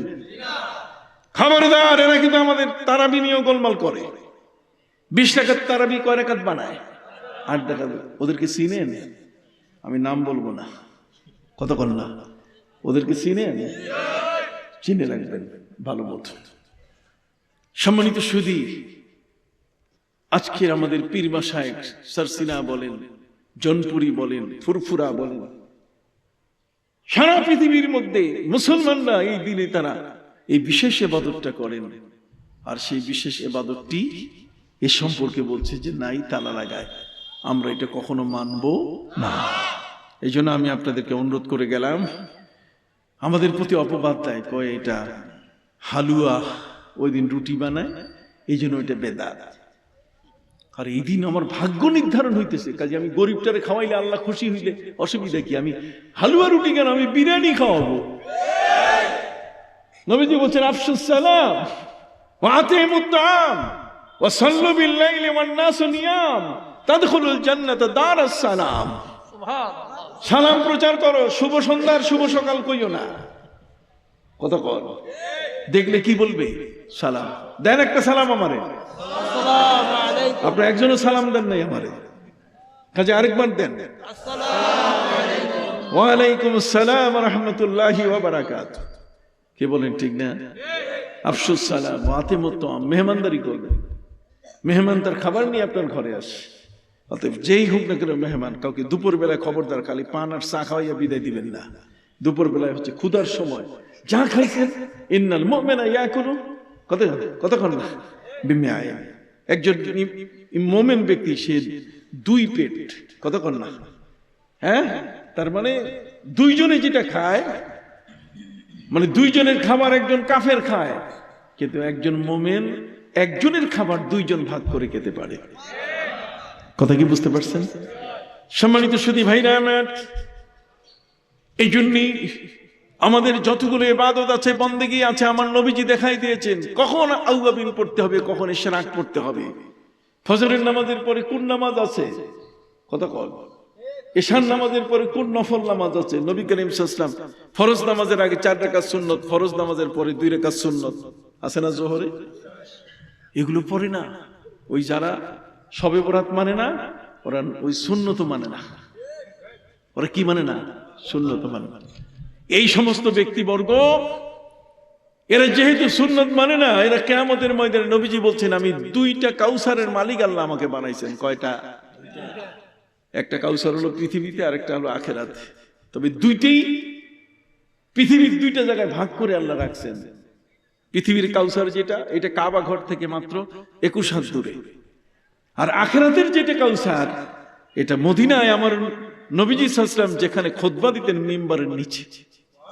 নবীজি বলেন ওয়া হাউজি ওয়া মিম্বারি আলা হাউজি, আমার মিম্বার হচ্ছে আমার হাউজের উপর। সুবহানাল্লাহ। পৃথিবীর যে কাউসারটা, সেটার নাম হলো জমজম। নবীজি বলছেন এটা আল্লাহ আমাকে মালিক বানাইছে, এটা আমার উম্মতের জন্য ছাইরা দিছি। এইজন্য আমার উম্মত খায়, জমজম খায়। ইহুদি পায় না, খ্রিস্টান কপালে নসিব হয় নাই, বৌদ্ধদের নসিব হয় নাই, সনাতন ধর্মের কারো নসিব হয় নাই। আমরা জমজম পান করি, আলহামদুলিল্লাহ। কোন এটা জান্নাতের পানি, সাপ্লাই হয়। এর উপরে বই লিখেছি আমি, এই যে জমজম কূপের ইতিকথা বই লিখেছি, জমজম কূপের ইতিকথা বই লিখেছি। এটা জান্নাত থেকে সরাসরি পানিটা কাবা ঘরের ছাদে পড়তেছে, আর সেখান থেকে হজরে আসওয়াদ হয়ে এটি কূপের মধ্যে পড়ছে। আওয়াজ হচ্ছে জম জম, নাম হয়েছে কি? জমজম। কথা কি বুঝতে পারছেন? নবীজি বলছেন মাও জমজম শিফাউ সুকুমিন ওয়া তুআমু তুমিন, জমজম পানি হচ্ছে সমস্ত রোগের শিফা। কথা বুঝতে পারছেন? সমস্ত খাদ্যের ক্যালোরি আছে। তাহলে এটা যেমন নবী মালিক, কিয়ামতের ময়দানে তিনি বলছেন আমি হাউজে কাউসারেরও কি, ইন্না আতাইনা কাল কাউসার, হাউজে কাউসারেরও কি। ওই হাউজে কাউসার এমন হবে, এটার 4টা কোণা হবে। ওয়ালাহু আরবাতু আরাকিন, এই 4টা কোণার 4 জন খলিফায়ে রাশিদিন দাঁড়াবেন। একখানে আবু বকর, আরেকখানে ওমর, একখানে আলী, হযরত উসমান। এই 4 জনে 4 কোণায় দাঁড়াবেন। নবীজি বলছেন আমি এই পেয়ালা নিয়ে থাকবো। আমি কি করব? পেয়ালা নিয়ে থাকবো, আমার উম্মতকে আমি পেয়ালা খাওয়াবো। পায়ের নিচে তামার প্লেট, মাথার উপরে সূর্য, সূর্যের গরমে পায়ের নিচে এই যে তামার প্লেটটা, এটা গরম হয়ে যাবে, মানুষগুলো অস্থির হয়ে যাবে, এখানে লাফালাফি শুরু করবে, তামার প্লেটে দাঁড়াইতে পারবে না। প্রিয় নবী সাল্লাল্লাহু আলাইহি ওয়াসাল্লাম তিনি বলেন যে আল্লাহ তাআলা ওই দিনও আমাকে কাউসারের মালিক বানাই দিয়েছেন। আমার উম্মত যদি এই পেয়ালা একটা পান করে, ওয়া কিজানুহু কানুজুমিস সামা, আকাশের যত তারকা তার চেয়ে বেশি হচ্ছে আমার সেই হাউজে কাউসারের পেয়ালা। সুবহান। আমার উম্মতের জন্য নিয়ে থাকবো। সেদিন ইহুদিও পাবে না, খ্রিস্টানও পাবে না, বৌদ্ধ পাবে না, কেউ পাবে না। এই জমজম যেমন ওরা খাইতে পারে না, খাওয়ার সুযোগ নাই, ওদের কপালে যেমন নাই, কিয়ামতের ময়দানে ওরাও এটা পাবে। নবীজি বলেন যদি একবার কেউ পায় মানসারে বাহু লা ইয়াজমাউ আবাদা, সে কোনোদিন পিপাসিত হবে। আর জমজম পানি এটা যেমন পৃথিবীতে আমরা পান করি, আখিরাতের হাউজে কাউসার পান করলে বডিটা এটা ফায়ার প্রুফ হয়ে যাবে, এটা হিট প্রুফ হয়ে যাবে। তখন ওই পায়ের নিচে তামার প্লেটটা এটা আর গরম মনে হবে না। সূর্যের আলোটা মাথাতে পড়বে কিন্তু গরম মনে হবে না। এই পানিটা কে পাবে? এই পানিটা সেই পাবে যে নবীর সুন্নতের কদর করেছে। ফরজের আগেও সুন্নত পড়ছে, ফরজের পরও কি সুন্নত। ওই মৌলবী কয় নাই পড়া লাগবে না, কথা বুঝেন নাই? উনি ফরজ নামাজ পড়ে হাঁটা দেয়। কিয়ামতের ময়দানে নবী করিম সাল্লাল্লাহু আলাইহি ওয়াসাল্লামের সামনে গেলে ফেরেশতারা তাড়াই দিবে, সরো, তোমার নবীর আমল তোমার কাছে নাই। তোমার নবী বলছেন শবে বরাতের নামাজ পড়ো, তুমি ফতুয়াবাজি করছো। মৌলবী লাল রুমাল নিয়ে পালাও, থাকতে দিবে না সামনে। সুহকান সুহকা, সুবহানাল্লাহ। সুন্নাত নামাজ যদি তরক করে গুনাহ হয়, কিয়ামতের ময়দানে সে হাউজে কাউসার পাবে না। আমি কি বুঝাইতে পারছি? আপনারা কি বুঝছেন? তাহলে নবীর সুন্নাত আদায় করতে হবে কিনা? হাত উঠান। নবীর সুন্নাত আদায় করলে মাথার টুপি এখানে দিছেন আমারে দেখাবার জন্য না আল্লাহকে দেখাবার জন্য? কালকে থাকবে মাথায়, কালকে মাথায় থাকবে, এতে বিপদ। এই সালেহ সাহেবকে আনবেন না, বিপদে পালাইবে। কি বলেন ঠিক কিনা? আজকে আপনি মাথায় টুপি দিয়ে আসলেন এই মাহফিলে, কি জান্নাতি পোশাক, কি জান্নাতি রূপ, কি চমৎকার জান্নাতি একটা মঞ্জার, একটা দৃশ্য তৈরি হয়ে গেছে। কালকে আপনি দৃশ্যটা, আপনি এখান থেকে গেলেই বাস মাথার টুপি খুলে বাস আপনি সাহেব হয়ে যান। কেন? এই টুপিটা কি, এটার দাম নাই? এটা জামা বানাইতে যত টাকা তার চেয়ে বেশি দাম এটার। কত বল। সম্মানিত সুধী ভাইদের খেদমতে আরজ করতে চাই, আমার নবী বলে দিয়েছেন কোন সময়টাতে আল্লাহর কাছে দোয়া করলে দোয়া কবুল হবে। তিনি বলছেন দুবুরা কুল্লি সালাওয়াতিন মাকতুবা, প্রত্যেকটা ফরজ নামাজের পরে দোয়া করলে দোয়া কবুল হয়ে যায়। মৌলবী বলছে না, ফরজ নামাজের পরে দোয়া নাই। যেখানে যাই সেখানে সে কয় নাই। কারে মানবেন? আল্লামা সাহেব কেবলাকে মানবেন না ওই মৌলবী নতুন গাই রেড কাউ? কতক্ষণ আপনি কারে মানবেন বলেন? রেড কাউ মার্কাকে মানবেন না আল্লামা সাহেব কেবলা? আমি আর আলোচনা দীর্ঘায়িত করব না, আমার ঢাকা যেতে হবে। 11টা রাস্তাটা ভালো নাই, আজকে যাতায়াতের রাস্তাটা কি নাই, ভালো নাই। আমি বহু কষ্ট করে এখানে আসছি। ফজরের ফরজ নামাজ শুরু হলে গেলে সুন্নত পড়ার বিধান কি? সহজ উত্তর, এটার উত্তর খুব কঠিন না, এটার জন্য পিএইচডি লাগে না। এটা হলো আপনাকে মনে রাখতে হবে কতগুলো ইবাদত আছে যে ইবাদতে ফরজের গুরুত্ব বেশি, আর কতগুলো ইবাদত আছে যেগুলো ফরজের সাথে সুন্নতের গুরুত্ব কি বেশি। ফরজের সাথে সুন্নতের গুরুত্ব, যেমন জোহরের নামাজ। জোহরের নামাজ যদি ইমাম শুরু করে আল্লাহু আকবার, আর আপনি 2 রাকাত নামাজ পড়ে ফেলছেন জোহরের সুন্নাত। শুনুন, জোহরের সুন্নত রাকাত আপনি 2 রাকাত পড়ছেন, এই মুহূর্তে ইকামত হয়ে গেছে, ইমাম সাহেব শুরু করছে, তাহলে সুন্নত রেখে ফরজে অংশগ্রহণ করতে হবে। কথা বল। কিন্তু ফজর নামাজের সুন্নত নামাজের গুরুত্ব অনেক বেশি। সফর অবস্থায় সমস্ত নামাজের সুন্নত এটা আপনার জন্য রুখসত দেওয়া হয়েছে, আপনি না পড়লেও হবে। কথা বল। কিন্তু ফজরের সুন্নত রুখসত দেওয়া হয় নাই। সফর অবস্থায়ও ফজরের ফরজ নামাজের সাথে কি পড়া লাগবে? সুন্নত পড়ে। তাহলে এই নামাজটা এটা এই কারণে যেহেতু এটা ওয়াক্তে কামেল, অতএব এটাকে করতেই হবে। এখন আসেন, একজন ব্যক্তি নামাজে আসলো, ইমাম সাহেব ফজরের নামাজ শুরু করে দিয়েছে, তাহলে উনি সুন্নত পড়বেন না নামাজে অংশগ্রহণ করবেন? এখানে বলা হলো যেহেতু সুন্নতের গুরুত্ব অনেক বেশি, কাজে ইমাম সাহেব সালাম ফিরাবার আগ পর্যন্ত যদি সুন্নত পড়ার সুযোগ থাকে তাহলে সুন্নত পড়তে হবে, আর সালামে শরীক হলে সে পুরা ফজরের নামাজের সওয়াব পেয়ে যাবে। কথা বুঝেন? ফজরের সুন্নতের গুরুত্ব সবচেয়ে কি বেশি। আল্লাহ তাআলা কবুল করুন, সকলে আমিন। আমার লেখা কিছু বই আছে, 113 মসলায় বিভ্রান্তির সমাধান, নবীর রওজায় যেতে দেয় না, জান্নাতুল বাকি, রওজা মোবারকের বিষয়গুলো। তারপরে সামনে রোজা আসতেছে, রোজার উপর বই আমি লিখেছি, বিশাল 600 পৃষ্ঠার বই লিখেছি। আপনারা এগুলো নেবেন, নিলে পরে আপনার ঘরে একজন সালেহি ঢুকলো, কি বলেন ঠিক না? একজন সালেহি আপনার ঘরে ঢুকলো, আপনি বইগুলো বাংলা ভাষায় আপনি নিজে পড়বেন। আর এই বইয়ের মধ্যে নিচে কিন্তু ফুটনোট আছে, কোন কোন কিতাব থেকে দেওয়া হয়েছে। যে মৌলবী আসবে তাকে বলবেন যে এগুলো কি বাতিল, এই বইগুলো কি আপনি পড়ছেন? তখন বলবেন, মাথা দেখবেন কপালে উঠবে, চক্ষু কোথায় উঠবে? কপালে উঠবে। যা হোক, আর দেরি করার সুযোগ নেই আমার। জানাজার নামাজে রফিয়া দেন করলে 4 তাকবীরের নামাজ কি হবে? জানাজার নামাজে রফিয়া দেন তো করে ওরা, ওই বাতিলপন্থীরা, ওরা ঈদের নামাজ পড়ে, জানাজা পড়তে যায় ঈদের নামাজ পড়ে। খবরদার, এটা আপনার করবেন না। এখানে একদল লোক বলেছে রাসূল সাল্লাল্লাহু আলাইহি ওয়াসাল্লামের জামানায় মিলাদ শরীফ ছিল না, নবী সাল্লাল্লাহু আলাইহি ওয়াসাল্লামের জামানায় মিলাদ ছিল না, কোরআন তো ছিল। কথা বল, নবীর জামানায় কি ছিল না? মিলাদ ছিল না, কিন্তু কোরআন তো ছিল। তাহলে কোরআনের মধ্যে মিলাদ আছে কিনা পড়ি একটু। ওই যে চিটাগাং আর চট্টগ্রামের মতো দুটো জায়গায় আল্লাহ তাআলা মৌলুদের কথা বলছেন। আগে মিলাদ বলতো না, এটাকে বলতো মৌলুদ শরীফ। আগের বইগুলোতে দেখবেন লেখা আছে কি? মৌলুদ। পবিত্র কোরআনের দুটো আয়াতে বলছেন, ওয়ালাল মাউলুদি লাহু রিজকুহুন্না ওয়া কিসওয়াতুহুন্না।